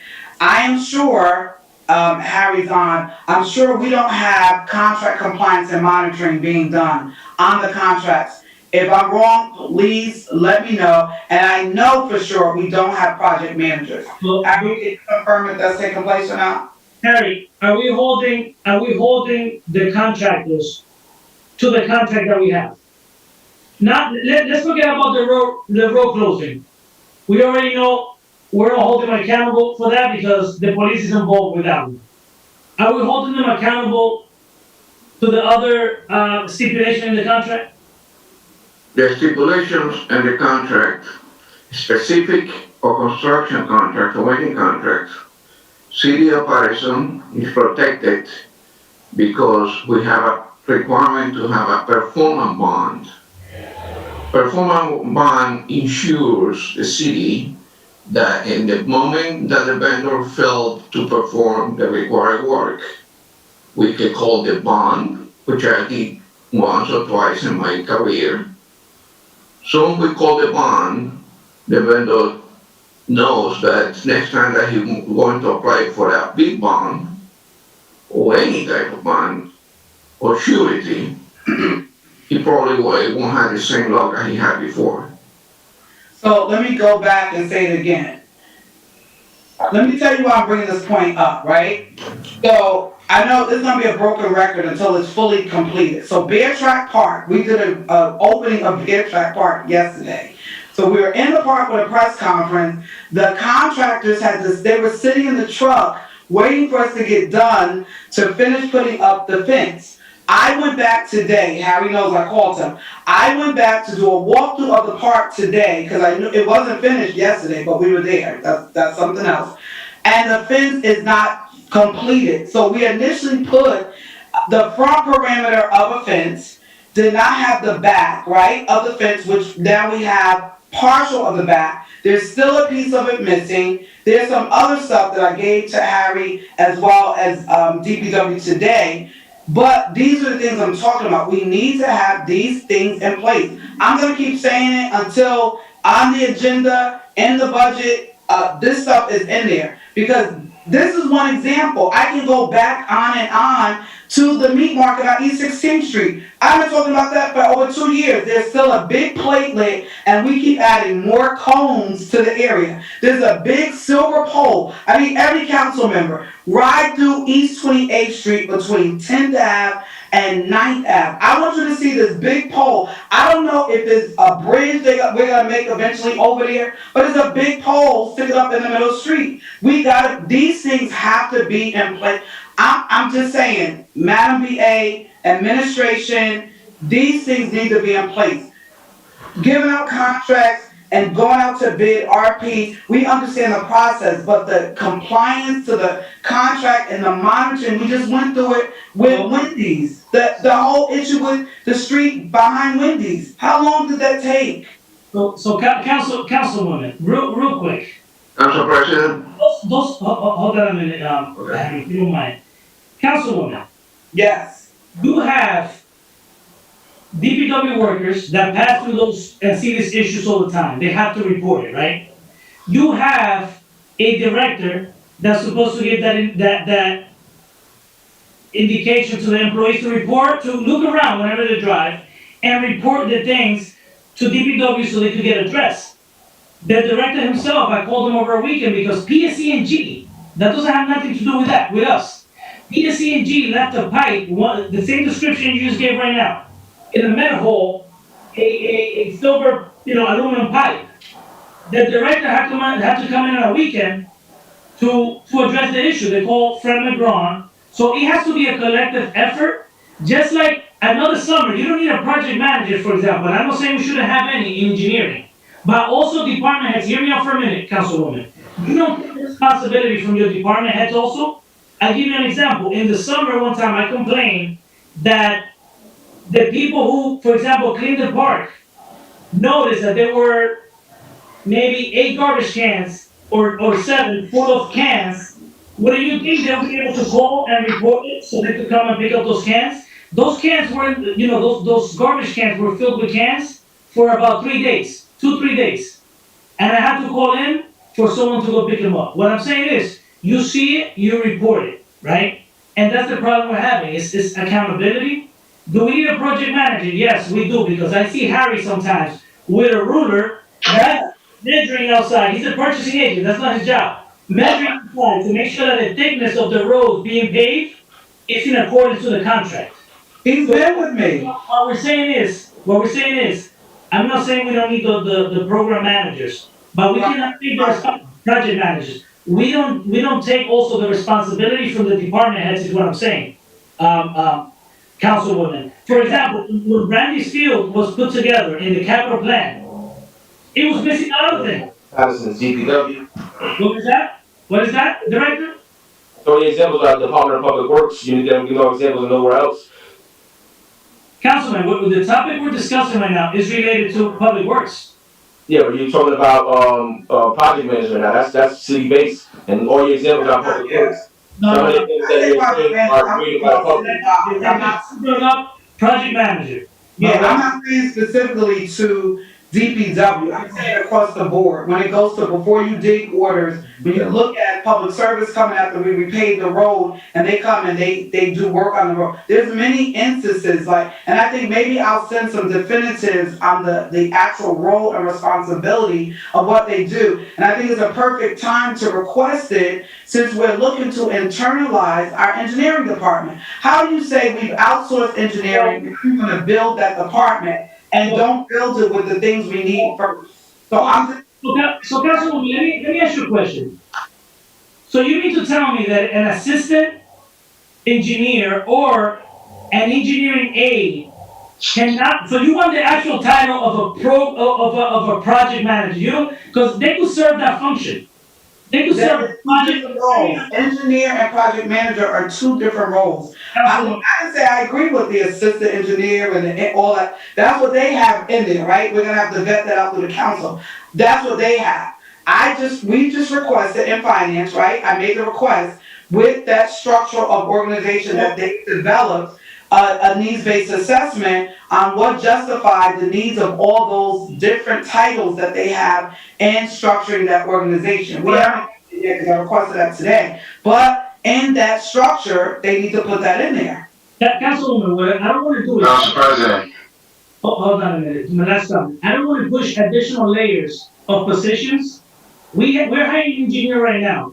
If his staff, the staff that's under him, because technically the engineer, believe it or not, supposed to be the lead project manager. And if they hire a consultant, hear me out. If they hire a consultant and they have all the staff under them, I just don't want them now adding additional positions, right? Because we're telling them that we need a project manager. That's what I'm asking. Let's talk to the engineer and see what they actually need, because anytime you offer them additional positions, they're going to say yes. But I don't want to push the envelope. He's the expert. He knows what he needs to make sure that the projects are done with the description that he has put together for the projects. And I know Councilman Jackson is asking for the floor, but I know Harry, you wanted to address something that was said previously. So Harry, you go first, and then you have Councilman Jackson. Then Councilman and then Velez. Harry, please. Okay, Council President, it was mentioned about the street behind Wendy's, Councilwoman Dr. Mains, right? The city would wait 5 years for that to finish. And certain things need to be done, which one of those was, like I mentioned before, I had to call the vendor, and they understand that he need to perform work for the city. You know what they had the time, know when they want, and when the contract is established, when it's going to end and finish. And for them, you're correct. We were together at the park, but also for them, after I had a conversation, I paid a visit to the site, that at the point that the contractor want to see me no more. But that's how that was done and finished.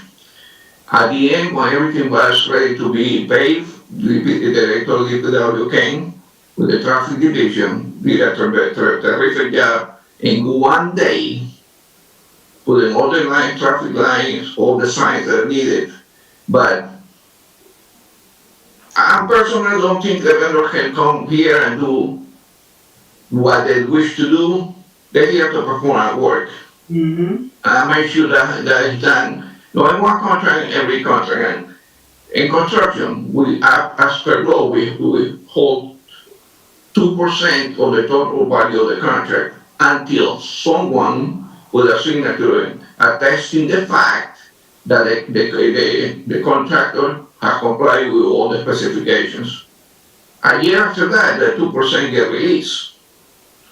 So you're correct about that four that need to be put together, because if the claim has finished the work, somebody need to go over there and say, okay, 4 inches here. Someone, when they put in the 4 inches of cement, should be at the side to make sure that the 4 inches going into the sidewalk. Right. And other things that it would request. Correct. And it's, I'm trying to help. That's all I'm doing. I'm just here to help. and I know, like I said, we have gone through Paterson together. I don't mind doing those things that I do, because at the end of the day, I work here, I pay taxes here, I want the vendor to perform accordingly. So Councilman Jackson, Thank you. now, but that's why I requested to have the engineering in-house. Councilman Jackson. Thank you, Council President. So first and foremost, this is about a level of accountability that begins and ends with this council. You know, you don't hire a president of an organization and then tell him, here, you need to hire these people. You don't hire a coach and then tell the coach, you need to hire this person, or you need to hire a shooting coach for your guards. The coach has to understand what his role is to bring forward success for the team, as well as the directors or whomever else. This council gave the authority for this administration to purchase demolition equipment so that we can do it in-house. That was done in-house, and then you see the debacle that happened over on Butler Street, I believe it is, where the property wasn't properly taken care of, it wasn't leveled, it wasn't fenced. All of the things that we require for third-party vendors to do, it wasn't seen to be done. If you go to the city of Wayne, there's a stamp that they put in your sidewalk before you pour it. Here in Paterson, everybody pours sidewalks whenever they want to. They disregard the process for getting an inspector. PSE&G comes into the community every single day, and they dig up virgin soil. They put it back in the road without putting the proper compress, and they never do the required tamping every foot and a half. They put it all back in there, and that's why we have road sinkage.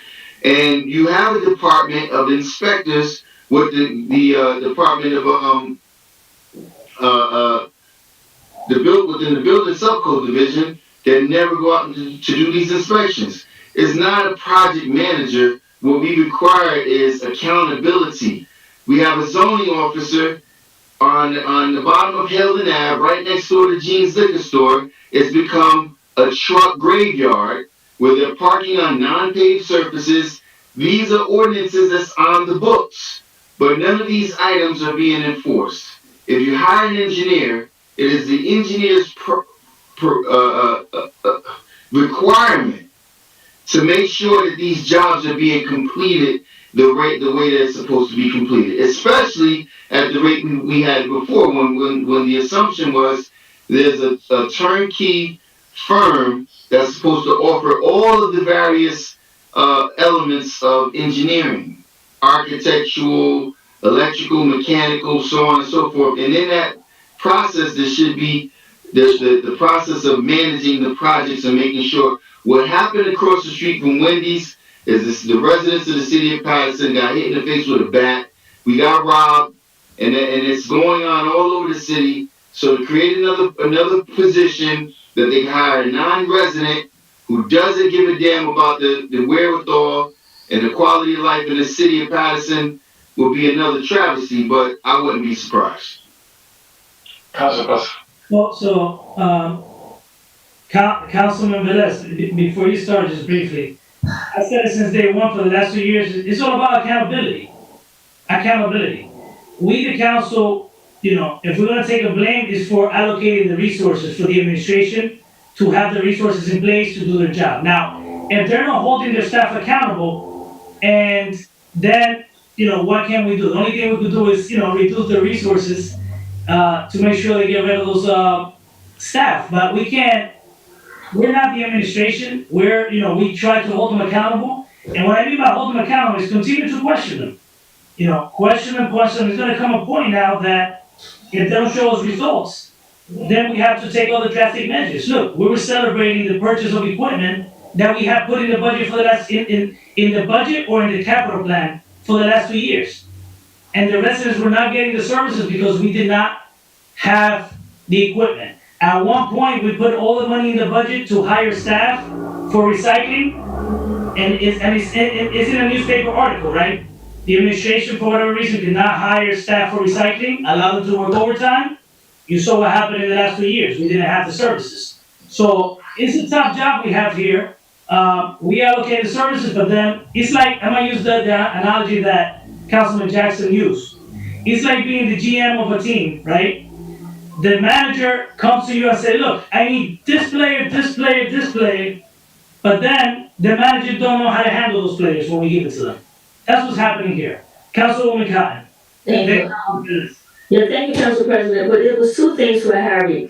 And I have requested it when I had my committee meetings, like when we're awarding contracts, cause I looked at, the one for the, recycling building in, the recycling building at the Goodman Street Recycling Center. We awarded a contract to Alameda Builders, but what I need to know, I need you, person agent, to make sure when we're awarding contract, I want everyone who applied, not applied, but everyone, 10 people may take out the specs, but only 2 might return. So if there's more than one, please can you include that in resolutions? I wanna see who else, who else returned the specs and put the bid in, because I want to see how much amount that each one of them had. I don't, it's not in any of them. So that's one thing. The second thing, I think to have the list of. it's not in there. No, Good morning. in the body of the resolution, I see it. Yeah. No, Yeah, it got the name of the, I'm looking at for the recycling center at Montgomery. I don't even do it. The name of it, right? But I thought that there was, 9 people took out bids, but only 2 people put in. So, but I don't see who the other person was. That's what I want to see. Cause they normally would put that in there, most of the time. Ask Harry, how many people put in for that, Harry? 2. How many entities? 2. Council President, Councilwoman Cotton. Well, that's something that I created in order to keep the council members informed. The first whereas is that whatever the case were, I believe 9 vendors, so we said the big packages. Okay. And then summary sheet on the second page of the reso. Right. It will list all the participants. It's not on there, Harry. I don't see it. On page, Steve, It's on page what? it's on page 2. He's saying there were 9 people that put in, but only 2 submitted. It's on page 2. Okay, yeah, because you need to know, okay, I see it now, page 2. That's something. Right, okay, because, I know people take out, the specs, but they don't, I know most of them, they don't bring it back in. And the second thing, Council President, is that, we had a big issue, lately with, it was Passaic Valley Water. They were closing streets off for 8 days. And I want to say to the VA, they were closing streets off for 8 days, and they were doing blocks after blocks after blocks. And I said to them, I went over there, it was on Montgomery Street, and I went over there, I said, you can't close the street from 7 in the morning to 5 in the afternoon for 8 straight days, and you only need 1 day to do what you need to do. So, and I went over there because they were starting to tow cars, and I said, you're not towing another car Because you can't close the street for 8 days, 7 in the morning to 5 at night, and you're doing blocks that are all right together. You know, Montgomery Street, Summer Street, Lawrence Street, they're all right together, so where's the people supposed to park? So I need you to bring that to your attention, Madam BA, because it was just horrible. I went there, if you need one day to do what you need to do, you post a sign. Council members, they started posting signs and didn't even have who was doing the work. So you got signs all over the city saying street closure, 7 in the morning to 5 in the evening, and you don't know who's doing the work. You don't know if it's for St. Valley Water, you don't know if it's public service, you don't know if it's Verizon, you don't know who it is. It's like how you just, I needed to bring that to your attention, Madam BA. Because it's really, and one more thing, I'm sorry. Council President, and I wanna say to, DPW Director, East 16th Street improvement, Fair Street between Carroll and Rosa Parks, those plates been on there for over 3 years. No, 2 years, Fair Street, 3 years, no, 2 years on East 16th, but 3 years probably on Fair Street. We gotta get an answer what's gonna be done. Thank you, Council President. Thank you. Those requested the floor? I did. Council, Councilman Velez, he's out there. Councilman Velez and, Councilman Chaudhry. Yeah, Councilman, Harry, thank you. Thank you, because the time I know you and this council, you've been doing a diligent work as purchasing agent, making sure all the contracts that you awarded follow the rules. But Council President, I want you to take a look, and probably the council can see what I'm talking about here. I want you to take a look at my phone. This is one picture. Well, you see their equipment, right? You see equipments. Just make your point, because it's difficult to. Correct. Just. Okay, it's difficult. All right, so everybody knows that PCG is doing work on the streets. Everybody knows that we are limited of parking in the city of Paterson. I gotta speak on behalf of the resident of the 5th Ward, Councilman. Everybody knows that the 5th Ward is limited parking. There's a lot of high-rise buildings. There's a lot of cars. I had a conversation yesterday with PCG supervisor, and they tell me that they're allowed to have the equipment in the road. I tell them, let me verify with the chief of police. The chief of police tell me that they allow, because engineering told them that they could do it, and there's a curfew, that they could do it. The engineering confirmed that they could do it. So the chief of police made me get more investigation of what his statement is. So I text Fred McGraw, and Fred McGraw texts me back, Councilman, while we okayed the project and issued the associated permit for work, engineering does not have control over traffic laws and vehicles. PD has authority of those issues. So my point is here, and I spoke to the contractor, if they brought in their equipment with a truck and drop it off in those projects, they could take it at the end of the day and come back the next day with this equipment and not hurt the residents of Paterson, leaving machineries, excavators, passing portable johns on the street, blocking sidewalk, blocking curve, blocking fire hydrants, and leaving a mess of dust all over the city. And I tell them, you don't do this in Clifton, you don't do this in Wayne, and you don't do this in PCG don't do this in Hawthorne and other places. But yes, they do it in Paterson. So yes, I agree with Councilwoman Melissa that we need a project manager going around. But engineering, that's why we need engineering house. They could do the job. But Harry and everybody else knows that when we approve the contract, there has to be enforcement out there. And if the police is allowed them to leave this equipment in the street and not getting them told, is our responsible and accountable of the police. Now, why I say this? I have residents in the 5th Ward and around the city that their vehicle get towed.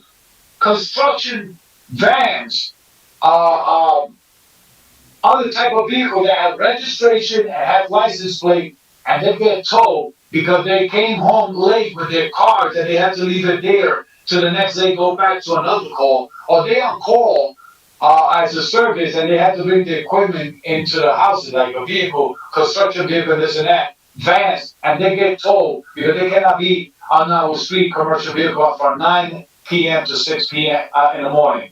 But yes, you have a bunch of excavators, a bunch of equipment without registration and license plate, and the police allow them. According to them, they say the chief of police signed them off to do that. So it's not good for the residents of Paterson, but it's good for any company to do whatever they want in our street. And that's an issue that has to be addressed. And Harry, I know that you only procurement about the contracts and make sure that the paperwork and everything and they're followed by law. But somebody down the road, had to make accountable and responsible of this company, PCG, Water Commission, any construction company, to take the equipment and leave the residents parking, free for they could use it. Yeah, it's a good point, but we're repeating the same thing over and over, so, No, that's all. Councilman Chaudhry. I was able to find the answer to my question, thank you. Thank you. So let's continue. Council President, Oh, Councilman Jackson. Very quickly, I completely agree with Councilman Velez. The fact of the matter is, Councilman Velez, the unfortunate reality is you, sir, are a lawmaker. And we subscribe and create laws that are supposed to be enforced that they fail to enforce. I wrote legislation that prohibits panhandling. I was informed by Corporation Counsel we could not do certain panhandling out in the streets, so we did it near the drive-thrus. That law has not been enforced yet, and you can drive through every single establishment that serves drive-through food, and there's multiple panhandlers there.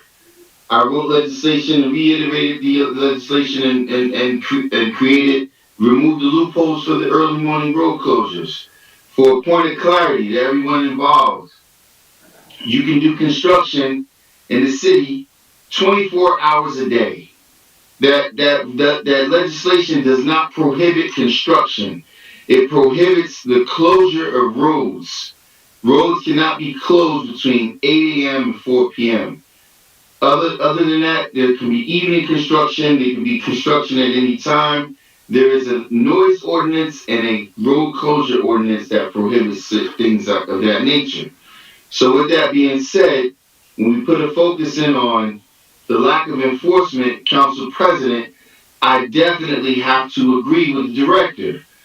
Although I'm going to acknowledge that you put forward some great effort to make sure the DPW is equipped properly, there's a lack of concern and a lack of attention that's given to the various departments when there's failures. The zoning officer, that zoning department is failing us. The other day on Facebook, there was a photograph taken right across the street from City Hall where a vendor just unloads his entire store on the sidewalk without any repercussions. You know, this type of culture is created and exacerbated from the top down. You can have a project manager all day long. If they're not going to allow the laws to be enforced, then it's going to be what it is. It is the wild, wild west in this city right now. I sat up on the hill today, and yet the last 3 days, sirens never stop. Fire engines, police sirens. It is a non-stop thing, and everyone comes into the city to make money off of it. I haven't seen one arson report yet. What's going on with the investigations of all these fires that we're having every single day? Where's the level of accountability to that? You know, I've written various pieces of legislation that continuously get ignored. This council, you guys helped me put in place the permitted parking on Tyler and Paterson Street. It has yet to be implemented. but we have ribbon cuttings and groundbreaking ceremonies and press conferences every single day, and the residents of Paterson are being ignored. And Council President, I think that there needs to be a new focus off of DPW and on the administration and various failures in various departments from non-residents running these departments, and that's an issue. So you finished, Councilman. So I'm in agreement. I've always stated, that the administration's got to hold the department heads. Remember, they pick the department heads. What happens is oftentimes when we have a discussion, right now we're discussing contracts that could be, that pertain to somehow DPW, a lot of these contracts. So that's why, the issue with DPW often comes up. Most of the complaints that I get during the day are from DPW because that affects a lot of the homeowners directly. I'm in agreement with you, community improvement, it needs to be addressed. I hear of a lot of questionable practices, in DPW. So, I'm not in DPW, in community improvement, a lot of questionable practices.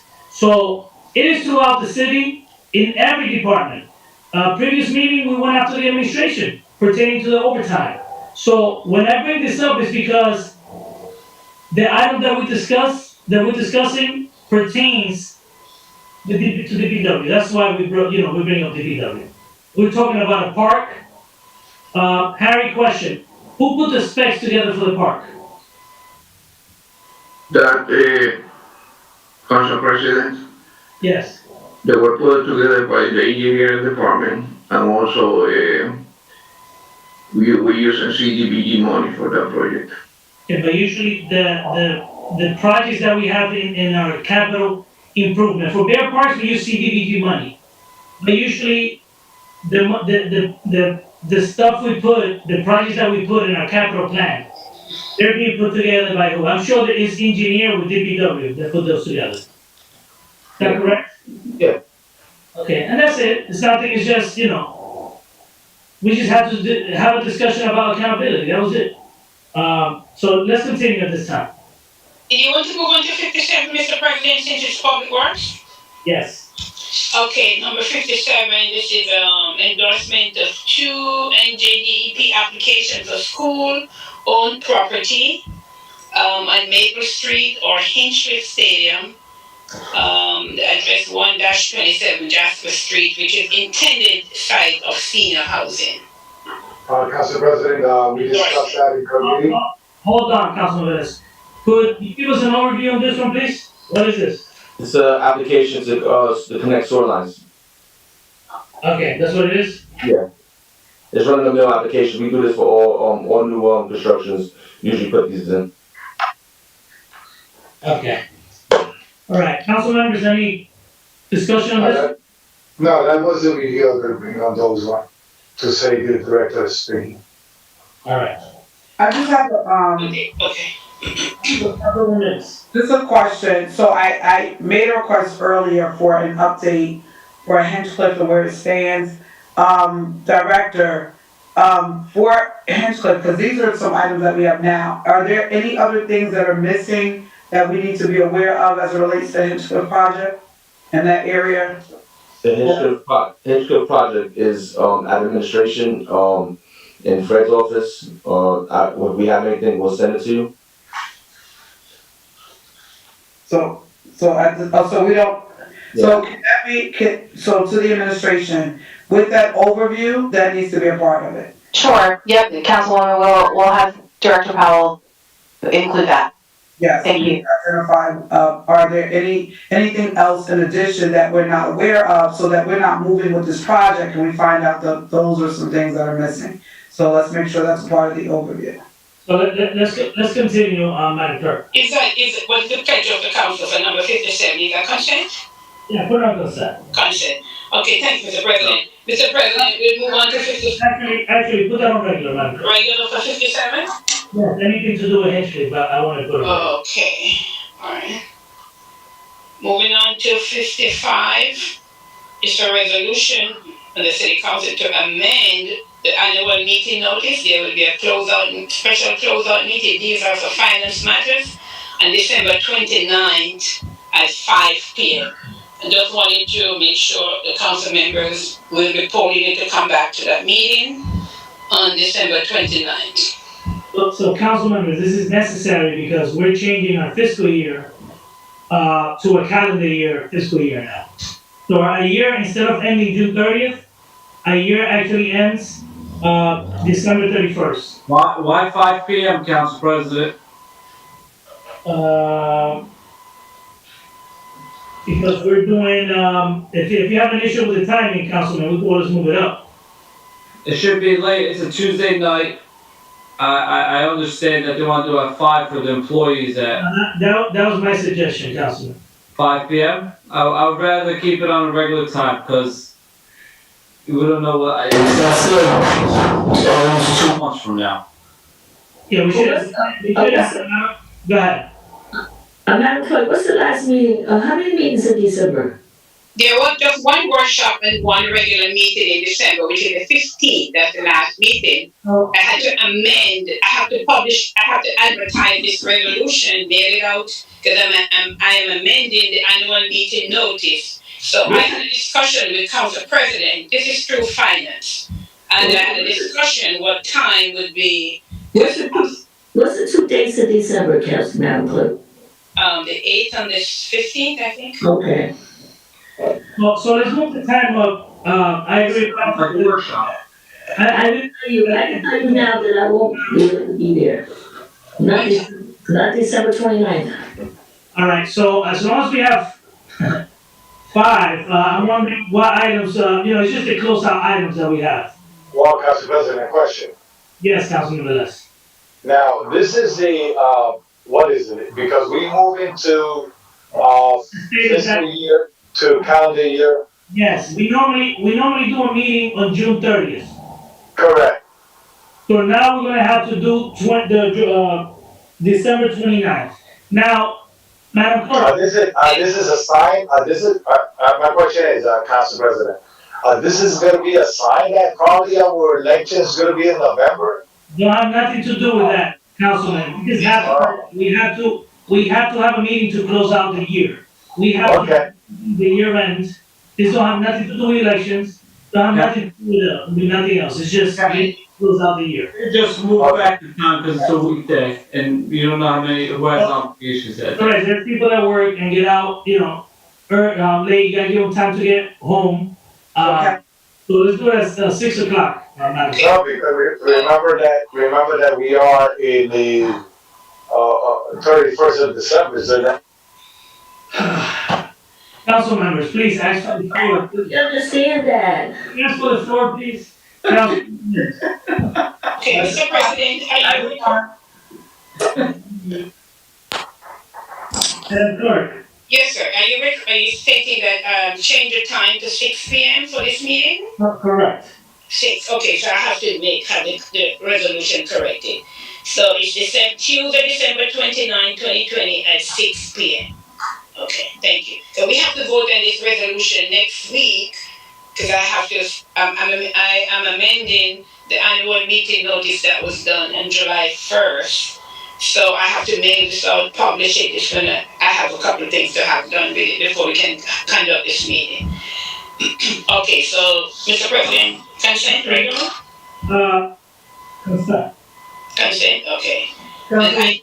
Council President, I won't be here, that's my birthday, I'll be out of the country, so I just want to put it on record now, so I will not be at that meeting. Will you be able to take that was your birthday, I was gonna ask you to take your I computer. will not be taking city business on my birthday weekend, no, I will not. Happy early birthday. Thank you. So, I don't know if you're gonna be around by that time, but, I hope the incoming council members are able to, To attend the meeting. that's You right. might have to hold Councilman Gilman hostage until then. A bench warmer, huh? Let's continue. number 56, that's from my department, that's Melinda, who does our meetings for this center. We're renewing her contract. This contract ends the end of this month, begins in December. That could be consent. Okay. That's okay with all the council members? That's consent. Number 59, that's an reappointment for Councilwoman Khan. That's fine. Put that's usually separate. We put it on regular usually. Regular for the constable? No, but that consent, he been with me ever since I've been here. He can be consent. Councilwoman, He been with me ever since I've been here. He can be consent. Councilwoman, we did Y'all enough. want to discuss my person who been here for every time as long as I've been here? Councilwoman, every time you have an appointment, you make the same objections. Remember what I told you before? I didn't make no objections. Hear me out. We're Okay. doing this every meeting so council members, so they can keep their own, they can give their own resolution with the vote count. That's it. They want their own moment. So we'll be doing it for all of the councilwomen. It does not have nothing to do. If we had an issue with your appointment, we would discuss it right now in workshop. Okay. All right. So regular. As non-consent? That's fine. Even mine, I put it on regular council, Madam Clerk. Yeah, Madam Clerk, this way. Right, okay, I have that. Next, last but not least, item number 60. This is from City Clerk. The taxi company SRD transferring their license over to a new company for the same address. They're at the same location. They're not moving. And all the paperwork was done through the clerk's office. They have a CPO. And they pay the fees. Everything's up to date. Do they have any violations, Madam Clerk? The new company? No. They're new. Oh, no, okay. Yeah, they're transferring, all companies transferring their license to someone. Okay, a new person, okay. Right, and, after the council adopt this resolution, they will be getting their cars and their insurance. I will not release any paperwork until they bring the clerk's office the insurance and all the title for the car, and then we prepare the compliance card, and they'll be able to go to motor vehicle and register their cars. Thank you, Madam Clerk. Yeah. Can that be? Yeah, consent. Okay, fine.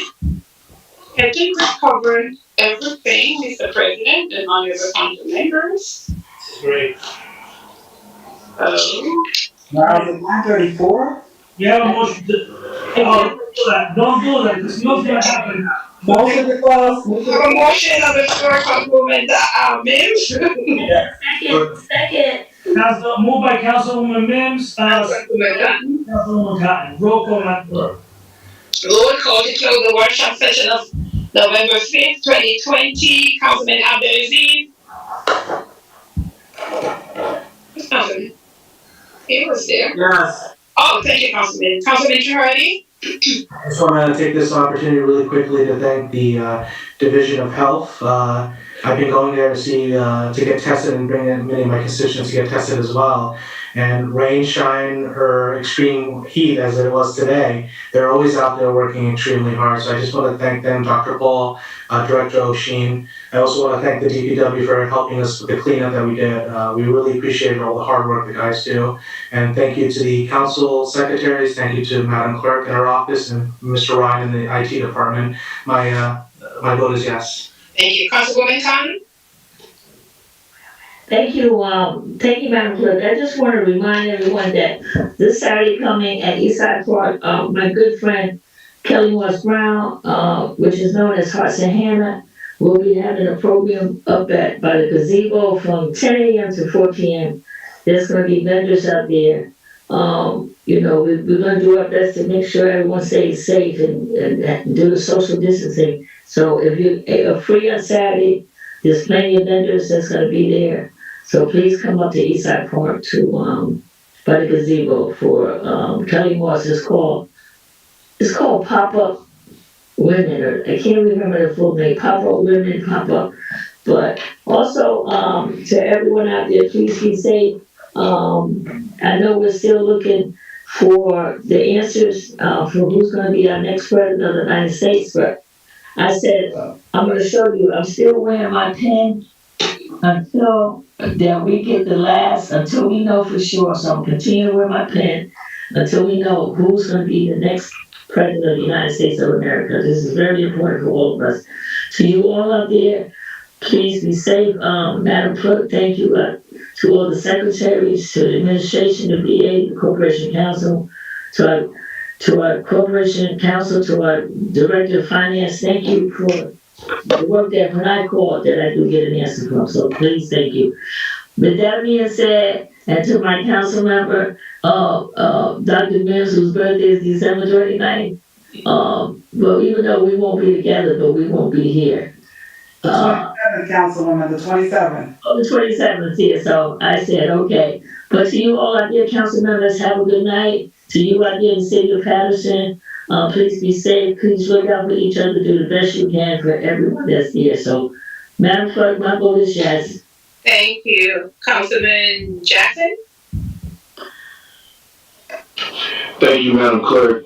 My only question before we close, we talked about a lot of things. I know December in the past, prior to us changing over to the calendar year, there was less. We didn't meet as often. I know there was a vacation downtime. I don't know how that's changing, Madam Clerk, and also to the administration, Madam BA.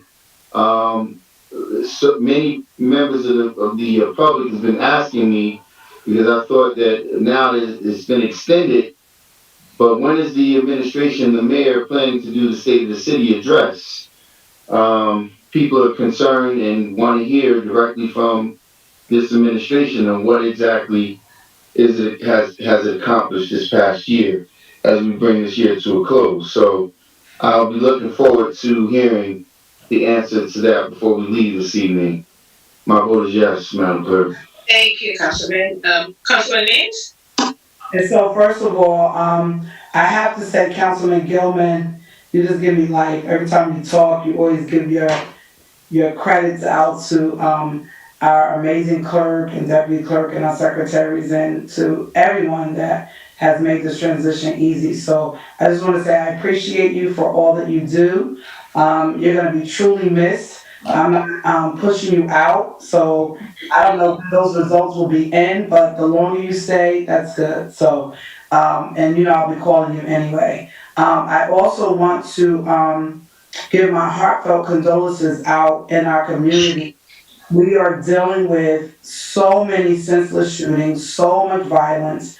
And I want to give my heartfelt condolences out to the families of the victims, to these parents and grandparents and fathers and so many people. My heart goes out to you with so many of these incidents that are happening. I saw a video today of, I think it was about 2,000 people that were released through the state from prison due to COVID, and they've been released into the community, and to see the families embrace them as they were coming out was heart-wrenching to see as well. And so I want to continue to pray and uplift our community to save our children, our sons and our daughters is very important. We need recreational opportunities. We need to increase our recreation budget. We need to focus on opportunities for our young men and our young women to save them from all of these things that are going on. I want to continue to tell everyone to please stay safe, wear your mask, wash your hands, and be careful of being in large crowds. Do your 6 feet social distancing is very important. And make sure that, you don't tell everybody to do it and don't practice it yourself. So if you're like me, carry a whole bunch of masks, Lysol, wipes, everything in your car so you don't have to second guess if someone else needs it. Make sure you have it, and we do the same. I want to commend all of our parents, as a lot of our students are remote learning at home. I know it is, it's new. As a mom, my heart goes out to you with that, because the way they do math and all those things now is totally beyond my level of comprehension. And so my heart goes out to all the parents that have your children remote learning, and you have become the chefs in your home, cooking 3 and 4 meals a day for our amazing children of this great community. I also want to acknowledge the great work that was done from our DPW department, our engineers, in the opening of Bear Trap Park on yesterday. So many kids have been in there running through. We are planning an event. We will definitely announce it soon. There will be an event, prayerfully before the winter hits. And I'll make sure all of you are invited. We'll have some popcorn for everybody, and maybe some caramel apples. We haven't had that in a while. Caramel apples or something, but we just want to do something really, really nice to really open it up and to invite the neighborhood and to invite people to come and sit and to read and to enjoy something that has been done in the community. And also, I'm missing something. Oh, happy birthday to Commissioner Masla Udin. I sang to him today, but happy birthday. And to anybody celebrating a birthday in the month of November, happy birthday. If you're celebrating an anniversary, happy wedding anniversary. And to all those people that may get engaged soon, happy engagement. It's a great day in the city. We're getting out early. I just want to take an extra moment, Council President. Since we're leaving so early, I just wanted to talk a little longer. But Madam Clerk, my vote is yes. Thank you, Councilman Velez. Councilman Velez, please. Oh, you can't. You really? All right. So it's my turn, Councilman. Yes, Mr. President, you're next, sir. Yes. So I don't mean to bring any negatives since this meeting is finishing so early. But I just want to ask that we speak to the Department of Health. The process was very smooth. I went to get tested there. But the issue is that I was given the option of getting a text message, but in contrast to when I went and get tested by the county actually, they either send you an email and they also give you an option to set up an account with the company that's performing with the lab, basically with the lab. And to this day, I went on Friday of last week and I still haven't gotten the results, and I actually called the number that was written on the form, and it was not working. Hopefully I didn't dial the wrong number by mistake, but I don't want you to see it as me criticizing the health department. I'm just talking so we could maybe improve it a little. It shouldn't have to be that you call because maybe that person's in the field. I believe there's one person that or maybe two, that is receiving the call, but they're actually administering the test also. So, it should be more simpler than this. Not more simpler than this. So with that being said, I want to wish all my colleagues a nice week, and we're going to close the meeting now. My vote is yes, Madam Clerk. Thank you, Mr. President. The vote is in favor. 2 absent. The record reflect the third ward is vacant. The Municipal Council workshop session of November 5th, 2020 is hereby adjourned. Good night, everyone. Thank you very much. Someone sent Councilman Velez a gift. He actually left before any closing remarks. That saved us 10 minutes. All right, good night, everyone. Don't say not too fast. Good night, everyone. Good night. Good night. This is weird. What am I gonna do? I'm hoping he doesn't say Good night. I'm coming over, Councilman Gilman. I'm coming to your house. I'm hoping he doesn't say I kicked him out. Right, make sure you talk to Ryan. So This is like church. We don't want to go home. We're in the park.